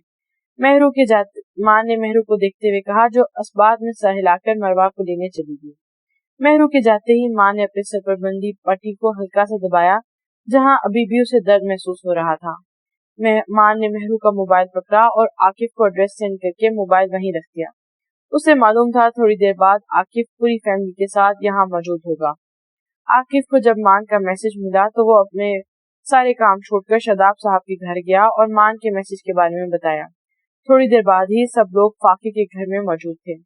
फाकी को जब फिजा के बारे में पता चला तो वो उसकी खैरियत मालूम करने के लिए चला गया। फिजा घर आ चुकी थी। राबिया बेगम भी साथ आई थी, लेकिन मान अपनी माँ से नहीं मिला था। शदाब मलिक मान को गले लग के रो पड़े थे। आकिफ का मान को देखकर दिल कट सा गया था, लेकिन वो अब ठीक था, ये देखकर उसे खुशी थी। मुझे लगा मैंने अपने मान को खो दिया। आपको बताए बगैर मैं कहीं जा सकता था क्या? मेरा नाम मारिज मलिक है। इतनी आसानी से किसी के हाथ नहीं आ सकता। माँ ने मुस्कुराहट दबाते हुए कहा, अल्लाह तुम्हें हमेशा अपने हिफ्ज़-ओ ईमान में रखे। मान, राबिया बेगम ने उसे पुकारा। डैड, आप मेरी सास से मिले हैं? मान ने शदाब साहब को देखते हुए पूछा। हाँ, मैं इनसे मिल चुका हूँ और मुझे एक जरूरी कॉल करनी है। मान, मुझे माफ कर दो, राबिया ने रोते हुए कहा। राबिया बेगम ने मान के सामने बैठते हुए कहा, मॉम, मैं आपसे नाराज नहीं, बस मुझे दुख हुआ। मेरी पीठ के पीछे आपने मेरी बीवी और बेटी के साथ जो कुछ किया वो बहुत बुरा था। मुझे बहुत दुख हुआ। कम से कम आप इस बात का मान रख लेती। जिसे आप धक्का देकर घर से निकाल रही हैं वो आपके बेटे की मोहब्बत थी। माँ ने दुखी लहजे में कहा। माँ, मैं अपने किए पर शर्मिंदा हूँ। मैं महरू से भी माफी मांग लेती हूँ। जानती हूँ मैंने उसके साथ बहुत गलत किया। मॉम, ये आप और महरू का मामला है, और यकीनन आप मुझे घर वापस आने का भी कहेंगी तो मैं आपको पहले ही बता दूं कि मैं वापस अब उस घर में नहीं आऊंगा। आप मेरे घर आ सकती हैं, कोई रोक टोक नहीं, लेकिन मैं वापस घर नहीं आऊंगा। माँ ने दो टोक अंदाज में कहा। जैसे तुम्हारी मर्जी बेटा, राबिया बेगम कहते ही खामोश हो गई थी। आकिफ, अरिशमान, आरजू और इज्जत के कमरे में दाखिल होते राबिया बाहर चली गई थी। بھائی آپ نے تو ہمیں ڈرا ہی دیا، آرزو نے مان کے پاس بیٹھتے ہوئے کہا۔ اسے شوق ہے جھٹکے دینے کا، عاقف نے مان کو گھورتے ہوئے کہا۔ بھائی آپ کی طبیعت اب کیسی ہے؟ ایزل نے عاقف کی بات کو اگنور کرتے ہوئے مان سے پوچھا۔ اب تو کافی بہتر ہے، اور ایزل تھوڑی تمیز اپنے شوہر کو بھی سکھا دو، مان نے ایزل کو دیکھتے ہوئے سنجیدگی سے کہا۔ بھائی صاحب میرے اندر بہت زیادہ تمیز ہے، اگر کہتے ہو تو ابھی دکھا دیتا ہوں، لیکن آپ کی ٹوٹی پھوٹی ہڈیوں میں اتنی سکت نہیں کہ میری تمیز برداشت کر سکیں، عاقف نے دان پیستے ہوئے کہا۔ مان کہہ لگائے ہنس پڑا تھا۔ ایزل اور آرزو نے ناسمجھی سے ایک دوسرے کی شکل کی طرف دیکھا تھا۔ ارشمان دونوں کی نوک جھوک انجوائے کر رہا تھا۔ بھائی جو نیوز ہمیں سننے کو ملی وہ بہت بڑا جھٹکا تھا، لیکن اب آپ ٹھیک ہیں؟ اب سب ٹھیک ہے، ارشمان نے مسکراتے ہوئے کہا۔ تھوڑی دیر باتیں کرنے کے بعد ایزل، آرزو اور ارشمان باہر چلے گئے تھے۔ کمینے جانتا ہے میں کتنا ڈر گیا تھا۔ مان تکلیف برداشت کر گیا تھا لیکن عاقف کو پیچھے نہیں کیا تھا۔ عاقف تو رو رہا ہے۔ تو رو رہا ہے؟ ماں نے جب محسوس کیا تو حیرانگی سے عاقف کو پیچھے کیا، جو سچ میں رو رہا تھا۔ تو کیا تیری موت کا سن کر بھنگڑے ڈالتا؟ عاقف نے گھرتے ہوئے کہا۔ یار ویسے تو روتا بڑا ہی واہیات لگتا ہے۔ ماں نے اس قدر سنجیدگی سے کہا کہ عاقف کو لگا ہی نہیں کہ اس نے اس کی بے عزتی کی ہے، لیکن جب مان کی بات سمجھ میں آئی تو اسے گھورنے کے بعد ہنس پڑا تھا۔ اس کے بعد وہ کی باتوں میں مصروف ہو گئے تھے۔ فضا واپس گھر آئی، کومل اس کا بہت خیال رکھ رہی تھی۔ فضا کومل کو دیکھ کر کافی حیران تھی، نایاب بھی فضا کا خیال رکھ رہی تھی۔ سب لوگ فضا کی خیریت معلوم کرنے کے لیے آئے، لیکن رابعہ نہیں آئی تھی، یا شاید وہ شرمندہ تھی۔ فضا نے کوثر بیگ سے علی دان کا پوچھا، جنہوں نے نا علمی کا اظہار کیا۔ کومل عامر کے ساتھ کافی حد تک تمیز سے پیش آ رہی تھی، اور یہ بات عامر کے ساتھ سب کے لیے حیران کن تھی۔ آپ ہی مان کے فرینڈ آئے ہیں، فاخر آپ کی خیریت دریافت کرنے کے لیے، ان کو اندر بھیج دو۔ کومل بہن آج تک تم نے مجھے آپ ہی نہیں کہا، اب کیا ہو گیا ہے تمہیں؟ یار مجھے تو لگتا ہے تمہاری باتوں سے مجھے ہارٹ اٹیک آ جانا ہے۔ فضا تو بس آپ ہی الفاظ پر ہی اٹک گئی تھی۔ کومل ہنس پڑی اور فضا کے پاس بیٹھ گئی۔ فضا آپ ہی جب آپ سیڑھیوں سے گری اور مجھے مان کی موت کی خبر ملی تو مجھے ایسے لگا جیسے مجھے کسی نے کوئی قیمتی چیز چھین لی ہو۔ آپ کو دیکھ کر تو میری رہی سہی ہمت بھی جواب دے گئی تھی۔ اگر آپ کو کچھ ہو جاتا تو میں اپنی بہن کھو دیتی، جس سے میں سب سے زیادہ محبت کرتی ہوں۔ مجھے بہت خوف آیا، کومل نے گہری سانس لیتے ہوئے فضا کو دیکھتے ہوئے بتایا، جو منہ کھولے کومل کو دیکھ رہی تھی۔ میری بہن اتنی سمجھدار کیسے ہو گئی ہے؟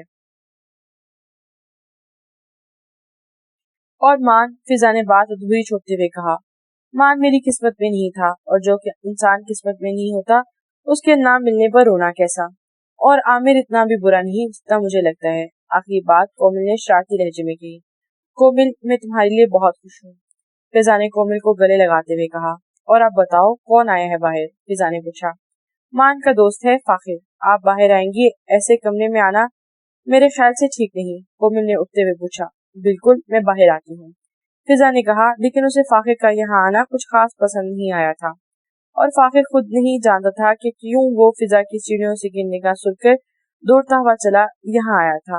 یہاں آ کر اس نے بہت سارے بہانے بنا کر سائم کو اپنے آنے کی وجہ بتائی تھی۔ السلام علیکم، فضا نے لاؤنج میں داخل ہوتے سلام کیا۔ میں یہاں سے گزر رہا تھا تو سوچا سائم کو مان کے بارے میں بتا دوں، سب لوگ وہیں پر تو تھے تو آپ لوگ نہیں تھے، اس لیے میں یہاں آ گیا۔ فاخر نے سلام کا جواب دینے کے بعد بے تکی سی دلیل دیتے ہوئے کہا، میں ماما کو فارم کر دوں پھر نکلتے ہیں، سائم نے اٹھتے ہوئے کہا۔ مجھے یہاں آنا نہیں چاہیے تھا لیکن پتہ نہیں کیوں آ گیا، فاخر نے شرمندگی سے سر جھکاتے ہوئے کہا۔ کوئی بات نہیں، آپ نے کوئی اتنا بڑا جرم نہیں کیا جو شرمندہ ہو رہے ہیں، آج کل لوگ کسی کی جان لے کر بھی شرمندہ نہیں ہوتے۔ آخر میں فضا کا لہجہ تھوڑا سا سخت ہو گیا تھا۔ فاخر نے ناسمجھی سے فضا کی طرف دیکھا جو لائٹ گرین کلر کے سوٹ میں کافی کیوٹ لگ رہی تھی۔ آپ کی اب طبیعت کیسی ہے؟ فاخر نے سنجیدگی سے پوچھا۔ جی اب تو کافی بہتر ہے، فضا نے کہا۔ اتنے میں سائم، کوثر اور کومل بھی وہاں آ گئے تھے۔ فضا تم بھی ساتھ چلو گی؟ سائم نے فضا سے پوچھا۔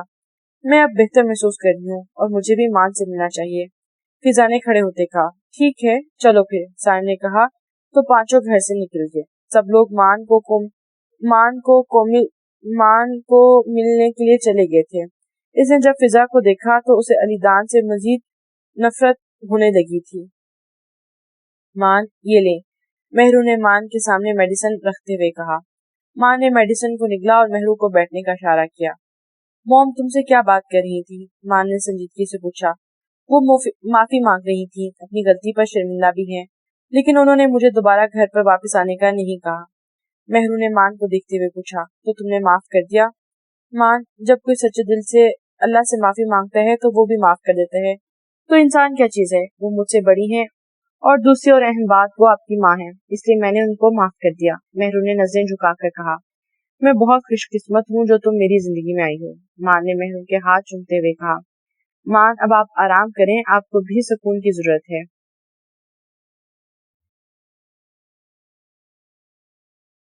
शाह आज उसी फार्म हाउस में आया था जहाँ उसने रूही को रखा था। इसने रूही को हर जगह तलाश किया, लेकिन वो इसे कहीं नहीं मिली। शाह का दिल कर रहा था कि सब कुछ खत्म कर दे। शाह किचन में दाखिल हुआ जहाँ उसे रूही का अक्स नजर आया, जो खड़ी चाय बना रही थी। शाह रूही के अक्स को देखकर मुस्कुरा पड़ा और छोटे कदम लेता रूही के पास जा खड़ा हुआ। जैसे ही इसने रूही को छूने के लिए अपना हाथ बढ़ाया, इसका अक्स गायब हो गया। शाह ने बेताबी से चारों नजरें दौड़ाते हुए रूही को पुकारा, रूही कहाँ हो तुम? प्लीज आ जाओ, मुझे लगता है मैं तुम्हें तलाश कर लूंगा, लेकिन मैं गलत था। मुझे अपनी गलती का एहसास हो गया है। और बेबसी से वहीं अपना सर पकड़कर बैठ गया। थोड़ी देर बाद वहीं बैठने के बाद वो उठकर अपने कमरे में आ गया था, जहाँ रूही के साथ उसने हसीन वक्त गुजारा था। शाह ने वजू किया और नमाज के बाद दुआ के लिए हाथ उठाए। दुआ के लिए हाथ उठाते ही शाह की आंखों में आंसू निकल आए थे। या अल्लाह, मुझे माफ कर दे, मुझसे बहुत बड़ा गुनाह सरजद हो गया है, मुझे माफ कर दे। जब थोड़ा दिल हल्का हुआ तो वहां से उठकर फिर से उसे ट्रेस करने के लिए चला गया। आज की सारी रात उसकी जाग कर उसने ट्रेस करने पर गुजारनी थी। शाह का मामूल बन गया था, वो सारा दिन शाह का महमूद बन गया था। वो सारा दिन उसी फार्म हाउस पे गुजारता था। रात भर अपने अल्लाह के सामने रोता और सुबह होते ही रूही को तलाश करने निकल जाता। आज उसे मेहरू ने कॉल करके अपने घर बुलाया था। अगर कोई और होता तो शाह मना कर देता, लेकिन सामने वाला कोई और नहीं बल्कि मेहरू थी और मजबूरन उसे जाना पड़ा। मेहरू तो शाह को देखकर हैरान हुई थी। ये वो शाह नहीं था जिसे मेहरू जानती थी। ये तो कोई अलग ही शाह था। झुके हुए कंधे, मुरझाया हुआ चेहरा, चेहरे पर बेबसी और आंखों के गिर्द हल्के। शाह, तुम ठीक हो? मेहरू ने परेशानी से पूछा। हाँ, ठीक हूँ। मुझे क्या होना? शाह ने तकलीफ दे लहजे में मुस्कुराते हुए कहा। शाह, क्या हुआ है? रूही ठीक है? मेहरू ने जल्दी से पूछा। रूही, आह काश मैं तुम्हें बता सकता कि वो ठीक है, लेकिन मैं तो ये भी नहीं जानता कि वो कहाँ है। शाह ने अपनी हालत पर हंसते हुए कहा। क्या मतलब? मेहरू ने नासमझी से पूछा।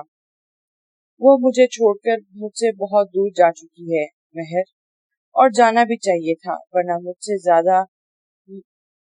मुझ जैसे मर्द से ज्यादा सर पर चढ़ जाते हैं। शाह ने गहरा सांस लेते हुए कहा। शाह, सीधा सीधा बताओ क्या हुआ है? मेहरू ने बेचैनी से पूछा।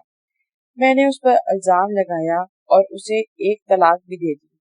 उसे अपनी इज्जत नफ्स की परवाह थी, इसलिए मुझे छोड़कर पता नहीं कहाँ चली गई। शाह ने हंसते हुए कहा। इसकी हालत देखकर मेहरू को भी इस पर तरस आया। वो शाह को ढूंढना चाहती थी, लेकिन उसकी हालत देखकर नहीं ढूंढ सकी। मेहर, क्या मैं उसे याद नहीं आता हूँगा? क्या मैं इतना बुरा हूँ?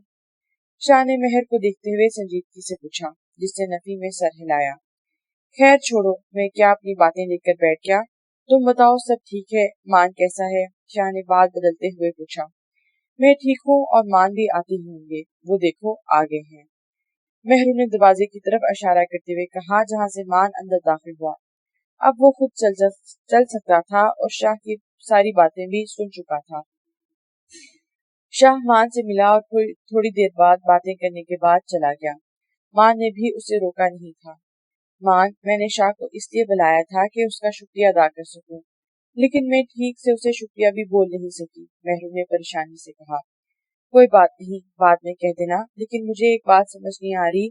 शाह सब लोगों पर नजर रखता है, हर एक को आसानी से तलाश कर सकता है, लेकिन अपनी बीवी को क्यों नहीं कर पा रहा?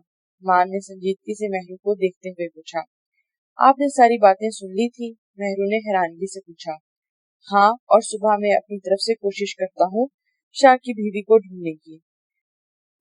मान ने कहा और बेड से टेक लगाए आंखें मूंद ली। अगले दिन मान आरजू के घर गया था और ये देखकर उसे हैरत हुई कि रूही वहां पर थी। आप यहाँ? मान ने रूही को देखते हुए पूछा। जी, रूही ने एक लफ्ज जवाब दिया। आप जानती हैं कि शाह की क्या हालत है। हर जगह वो आपको पागलों की तरह ढूंढ रहा है। अब तो मुझे उसकी हालत पर भी तरस आने लगा है। मान ने पास खड़ी आरजू को देखते हुए गुस्से से कहा, जिसे नजरें झुका ली थी। भाई, शाह ने जो मेरे साथ किया उसके बाद मैं उस इंसान के साथ नहीं रह सकती। और आरजू के पास मैं इसलिए आई क्योंकि शाह को पूरा यकीन होगा कि मैं यहाँ हरगिज नहीं हूँ, और वो यहाँ आया भी नहीं। लेकिन आप एक बार शाह से मिल लें, वो अपनी गलती पर शर्मिंदा है। माँ ने अपना माथा मसलते हुए कहा। भाई, अगर आपको मेरे यहाँ रहने से मसला है तो बता दें, मैं यहाँ से चली जाऊंगी, लेकिन मैं शाह से बात नहीं करना चाहती। रूही ने आम से लहजे में कहा। रूही, मेरा कहने का ये मतलब हरगिज नहीं। आप जितने मर्जी दिन यहाँ रहना चाहें रह सकती हैं, माँ ने जल्दी से कहा। और मेरी यहाँ मौजूदगी के बारे में आप शाह को नहीं बताएंगे। रूही ने थोड़ा सा सख्त लहजे में कहा और वहां से चली गई। भाई, ये जब से यहाँ आई है मैं उसे बहुत बार समझा चुकी हूँ, लेकिन वो किसी की बात नहीं सुनती। आरजू ने परेशानी से कहा। ठीक है, उसे तुम कहीं जाने मत देना, मैं कुछ करता हूँ। और अभी मैं जा रहा हूँ, फिर कभी आ जाऊंगा, अपना ख्याल रखना। मान ने आरजू के सर पर हाथ रखते हुए कहा और वहां से चला गया। अभी मान गाड़ी में बैठा था जब उसे शादाब साहब की कॉल आई। पुलिस को अलीदान की लाश शहर से थोड़ी दूर एक सुनसान जगह पर मिली है, जो बुरी तरह जल चुकी थी। पुलिस एहलकारों का कहना है कि इस घर में हीटर फटने की वजह से आग लगी। अलीदान भी वहीं पर था। मैंने ये बात किसी को नहीं बताई और ना ही बताना चाहता हूँ। कम से कम तुम्हारी माँ को इस बात का हौसला तो है कि अलीदान जिंदा है। अगर उसकी मौत का पता चल गया तो वो बर्दाश्त नहीं कर पाएगी। शादाब साहब ने थके हुए लहजे में कहा। डैड, आप ठीक हैं? माँ ने बेबसी से पूछा। हाँ बेटा, सब्र करना सीख लिया है, शादाब साहब ने खोखली हंसते हुए कहा। डैड, मैं मेहरू को लेकर कुछ दिनों तक घर वापस आ रहा हूँ, मॉम को बता दीजिएगा। माँ ने शादाब साहब को खुशखबरी सुनाते हुए कहा। क्या तुम सच कह रहे हो? तुम वापस घर आ रहे हो? शादाब मलिक ने बेताबी से पूछा। जी, और अब आपको परेशान होने की जरूरत नहीं, आपका बेटा अभी जिंदा है, उस पर सब छोड़ दें, माँ ने मुस्कुराते हुए कहा। ठीक है बेटा, ये खुशखबरी मैं तुम्हारी माँ को भी सुनाता हूँ, वो बहुत खुश होंगी। शादाब मलिक ने कहते ही फोन बंद कर दिया। राबिया बेगम ने इनसे भी माफी मांगी थी और शादाब साहब ने माफ भी कर दिया था। अलीदान मलिक, माँ ने गाड़ी की सीट पर सर रखते आंखें मूंदे तकलीफ दे लहजे में कहा। उसकी आंखों के कोनों से आंसू बाहर निकल आए थे। माँ ने स्टीयरिंग पर सर रखा और ना चाहते हुए भी इसकी आंखों से आंसू निकल आए। मैं ये जानता हूँ ये सब किसने किया, लेकिन अगर सच कहूँ तो ये सब मैं कभी भी नहीं कर सकता था। मैं आपको सख्त सजा देना चाहता था, लेकिन दे नहीं सकता था क्योंकि मैं आपकी तरह बेरहम नहीं। मैं बहुत बुरा हो सकता हूँ, लेकिन अपने भाई की जान नहीं ले सकता। और जो कुछ भी आपके साथ हुआ ये सब आपके गुनाहों की सजा है। मासूम लोगों की बददुआएं लगी हैं आपको।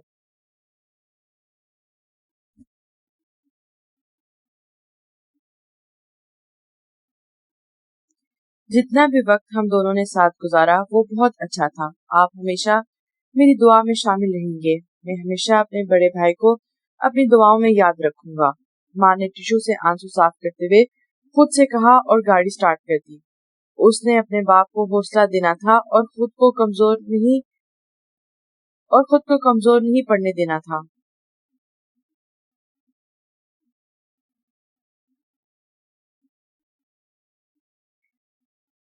2 माह बाद मान दोबारा अपने घर वापस आ गया था। राबिया बेगम बहुत खुश थी, मेहरू के साथ अच्छे से पेश आ रही थी। मान कुछ दिनों के लिए शादाब मलिक को बिजनेस का कहकर अपने साथ मुल्क से बाहर ले गया। वो थोड़ा फ्रेश हो जाए, क्योंकि जब से इनको अलीदान की मौत की खबर मिली थी वो काफी कमजोर हो गए थे। आज ही मान वापस आया और आज उसने सोच लिया कि शाह को रूही के बारे में बता देगा। शाह रोजाना घर का एक चक्कर लगाकर अपने फार्म हाउस चला जाता और आज फिर अपनी माँ से रूही के बारे में पूछ रहा था। माँ जी, आप ही मेरी हालत पर तरस खा लें, प्लीज मुझे रूही के बारे में बता दें, शाह ने बेबसी से अपनी माँ को देखते हुए कहा। शायद जानते हो, अक्सर औकात इंसान गुस्से में ऐसे अल्फाज इस्तेमाल कर देता है जो उसे नहीं करने चाहिए थे, और जानते हो मैं उसके पास क्या रह जाता है। सफिया बेगम ने शाह के हाथ पर अपना हाथ रखते हुए अफसोसदगी से कहा, पछतावा। और आज मेरा बेटा अपने गुस्से पर काबू नहीं पा सका और अपनी बीवी को खो चुका है जिससे वो मोहब्बत करता था। शाह, मोहब्बत की बुनियाद ही यकीन पर है। मोहब्बत में शक नहीं किया जाता। अगर तुम्हारी मोहब्बत ऐसी है जिसमें शक किया जाए तो मेरे ख्याल से ये तुम्हारी मोहब्बत नहीं बल्कि उसे तुम दिल लगी कह सकते हो। माँ, आप जानती हैं रूही कहाँ है? प्लीज सिर्फ एक बार मुझे बता दें। मैं वादा करता हूँ उसे जरा सी भी तकलीफ नहीं दूंगा। शायद ये बात मैं तुम्हें पिछले 2 माह से बार बार बता चुकी हूँ कि मुझे नहीं मालूम कि रूही कहाँ है। एक ही सवाल को दोहरा दोहरा कर थक गई हूँ। और जरा सोचो, अगर तुम्हें सच्चाई मालूम ना होती तो तुम रूही को तलाक दे चुके होते, तो क्या फिर हलाला करवाते, फिर उससे निकाह करते? सफिया बेगम ने शाह की आंखों में देखते हुए कहा, माँ प्लीज, 2 माह क्या कम है? मुझे अपनी गलती का एहसास हो गया है। इन 2 माह में मैंने रूही को हर जगह तलाश किया है, लेकिन मुझे वो कहीं नहीं मिली। प्लीज एक बार मुझे बता दें। शाह, मैं सच में नहीं जानती रूही कहाँ है। पूरे 2 माह मैंने तुम्हें तड़पते देखा है। अगर मुझे मालूम होता तो मैं तुम्हें कब का तुम्हें बता चुकी होती। सफिया बेगम ने बेबसी से कहा और कमरे से चली गई। इतने में शाह का मोबाइल रिंग हुआ और मान की कॉल थी। इसे कॉल अटेंड की। तुम्हें एक एड्रेस सेंड कर रहा हूँ, अभी वहां पर आओ, माँ ने कहते ही फोन बंद कर दिया। शाह ने एक नजर मैसेज पे दिए हुए एड्रेस पर डाली और घर से निकल गया।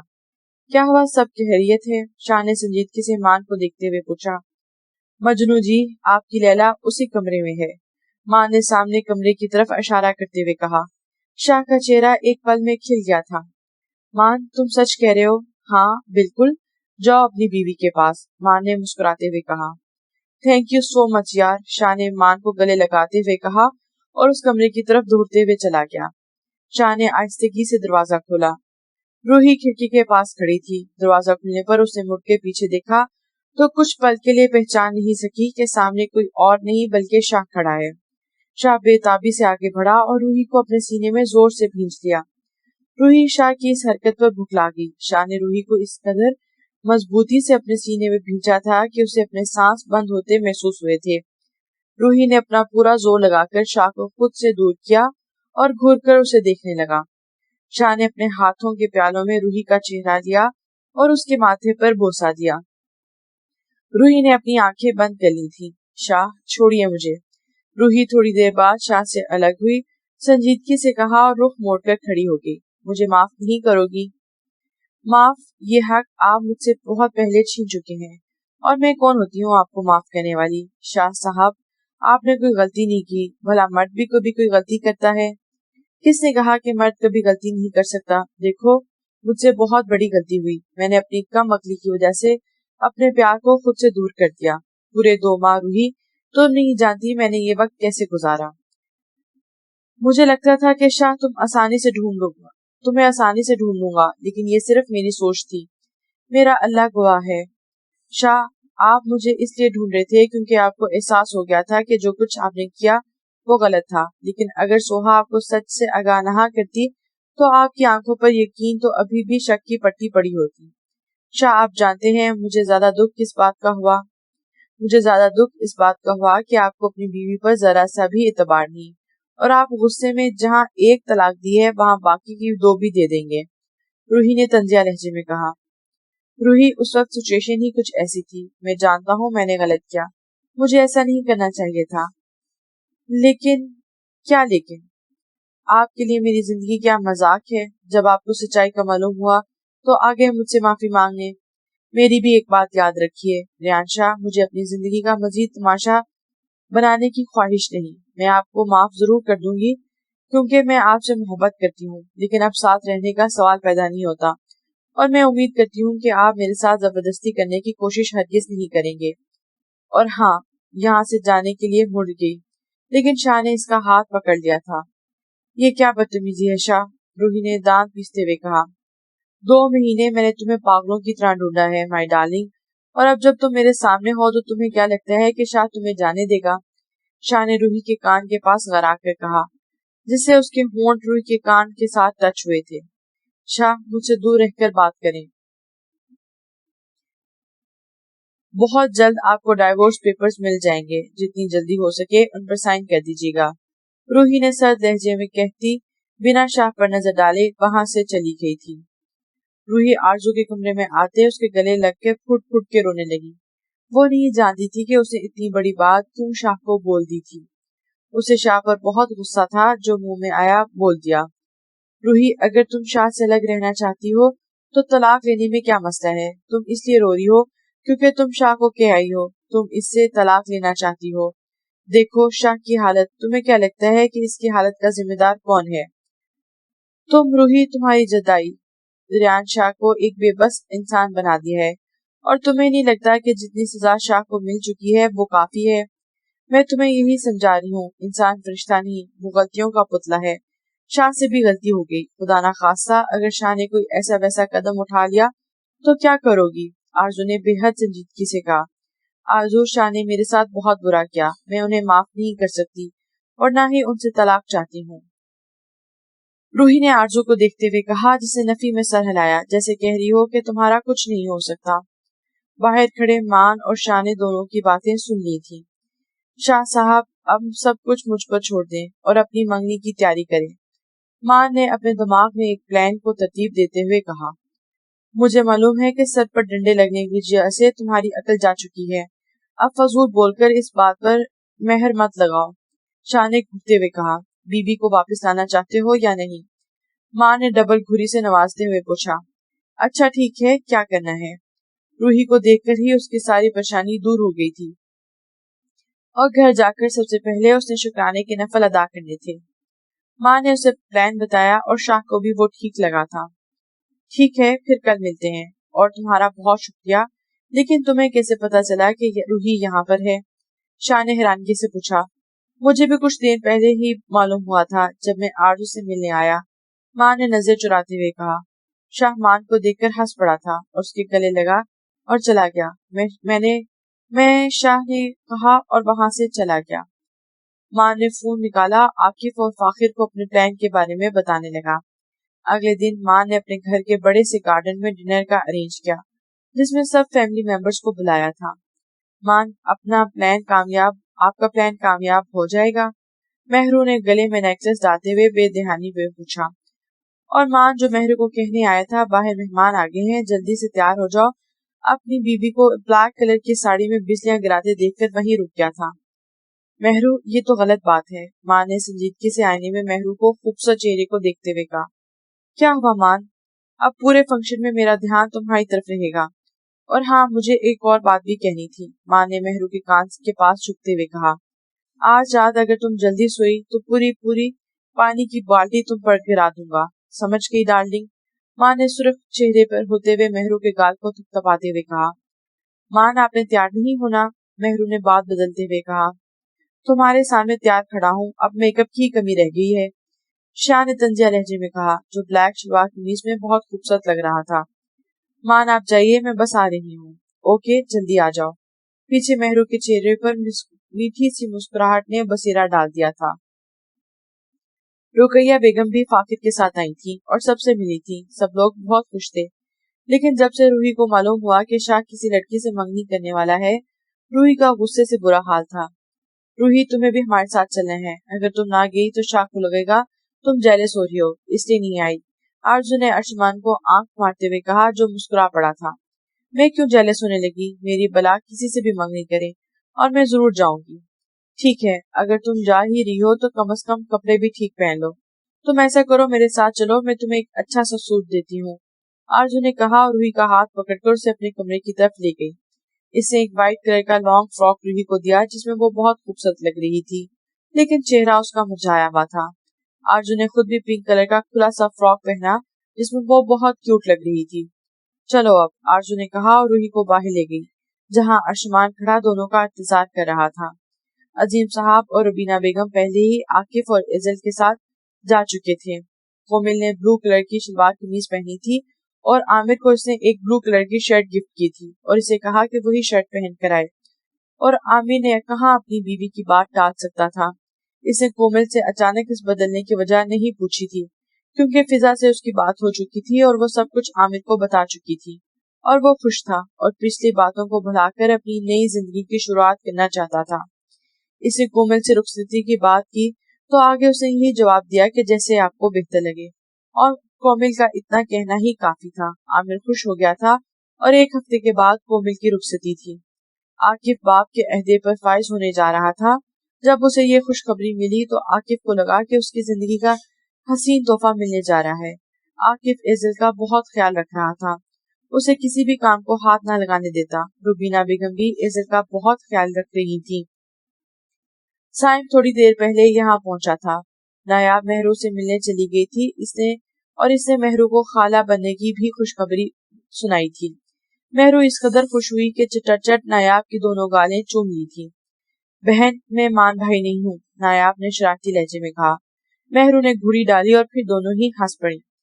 शाह ने जब सफिया बेगम को रूही के बारे में बताया तो वो भी बहुत खुश थी और अब स्टेज पर बैठे शाह को देखकर मुस्कुरा रही थी। इतने में आरजू रूही भी वहां आ गए। शाह के साथ घूंघट निकाले एक लड़की बैठी थी, जिसे देखकर रूही जल भुन सी गई थी। शाह ने रूही को देखा और अपनी आंखों की प्यास बुझाने लगा।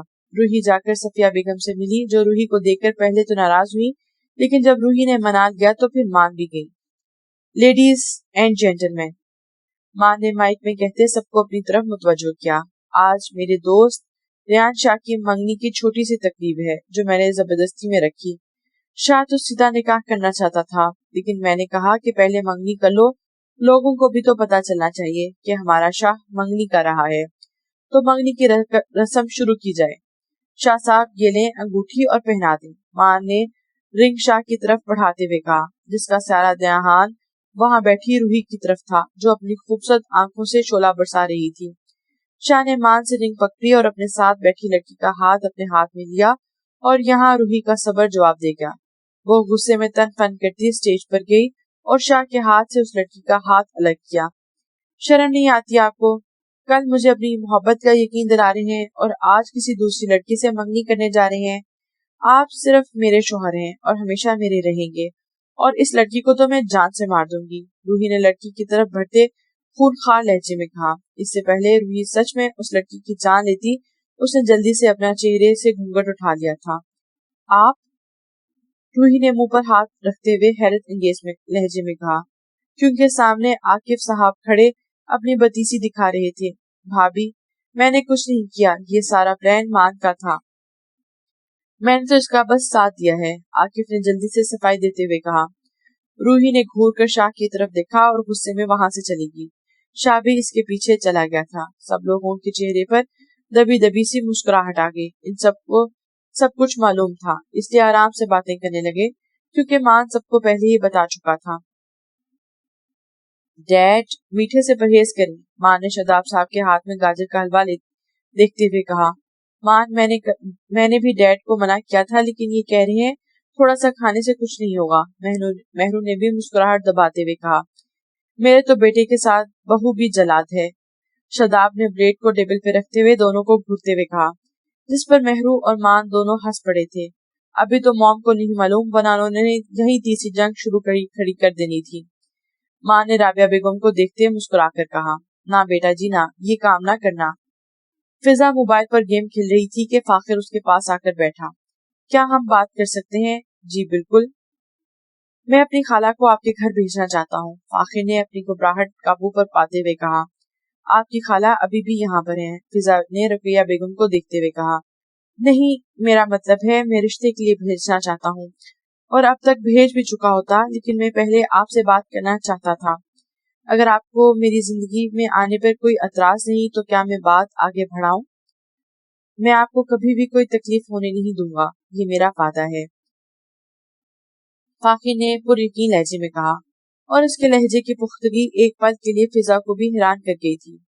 देखिए, आप मेरे भाई और मामा से बात कर लें, उनको मेरे हवाले से जो बेहतर लगेगा वही करेंगे, उन दोनों की जो मर्जी। फिजा ये कहते वहां से उठ गई थी। इसके जाते ही फाखिर के चेहरे पर मुस्कुराहट आ गई थी।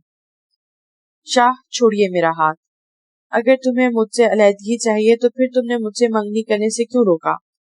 आप आकिब भाई से मंगनी करना चाहते हैं? रूही ने खुद को छुड़वाने की नाकाम कोशिश करते दांत पीसते हुए कहा। ये अहम नहीं रूही, तुम मुझसे अलग नहीं होना चाहती, ये बात मुझे अच्छे से मालूम है। प्लीज अपना दिल बड़ा करो, मुझे माफ कर दो। शाह की बात पर बेइख्तियार रूही ने, अगर तुमने माफ ना किया तो मैं मर जाऊंगा। शाह की बात पर बेइख्तियार रूही ने शाह के होंठों पर अपना हाथ रख दिया था। शाह ने मुस्कुराकर रूही को देखा और उसके हाथ पर अपने होंठ रख दिए। ठीक है, मैं आपको माफ कर दूंगी, लेकिन उससे पहले आपको मुर्गा बनकर दिखाना होगा, रूही ने संजीदगी से कहा और उसे पूरा यकीन था कि शाह कभी भी मुर्गा नहीं बनेगा। लेकिन शाह ने रूही की बात सुनी और मुर्गा बनने लगा। नहीं नहीं, रहने दे। क्यों? रूही, अगर तुम मुझसे मेरी जान भी मांग लो तो वो भी मैं तुम्हें खुशी खुशी दे दूंगा। ये मुर्गा बनना कौन सा मुश्किल काम है? शाह, मैंने बहुत सोचा और इसके बाद मैं उस नतीजे पे पहुंची कि आपको माफ कर दूं। मैंने आपको माफ कर दिया। आज से हम अपनी नई जिंदगी की शुरुआत करेंगे, पिछली बातों को भूलकर, और अब आप मुझे हर हाल में यकीन करेंगे, चाहे कुछ भी हो जाए। मुझे आपकी बातों ने बहुत तकलीफ पहुंचाई है।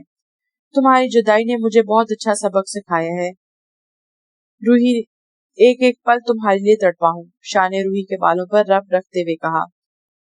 हेलो भाभी भाई, सब लोग बाहर आपका इंतजार कर रहे हैं और मैंने कुछ नहीं देखा। आप लोग जल्दी से बाहर आ जाएं। आकिफ ने दूर से ही हाँकते हुए कहा और वहां से बाहर चला गया। और शाह और रूही दोनों हंस पड़े थे और बाहर चले गए, जहां सब लोग उनका इंतजार कर रहे थे। अलीदान के बारे में सबको यही मालूम था कि वो कहीं गायब हो गया है। शादाब और मान उसकी कब्र पर जाते रहते थे। माँ ने एक तौइफ से मोहब्बत की और हमेशा उसके साथ खड़ा रहा, क्योंकि उसका कहना था कि कोई भी लड़की अपनी मर्जी से तौइफ नहीं बनती, कुछ की मजबूरियां होती हैं और कुछ का पाला अलीदान जैसे इंसान से पड़ जाता है। सब लोग बहुत खुश थे और बेशक इनकी आने वाली जिंदगी बहुत हसीन गुजरने वाली थी। इख्तिताम। उम्मीद है आपको हमारे नॉवेल्स पसंद आ रहे होंगे। हमारी नॉवेल कलेक्शन और डेली एपिसोड्स सुनते रहें। इसके लिए हमारे चैनल को लाइक करें, कमेंट करें और अपने दोस्तों के साथ शेयर करें। और हाँ, सब्सक्राइब करना भी मत भूलिएगा। बहुत शुक्रिया।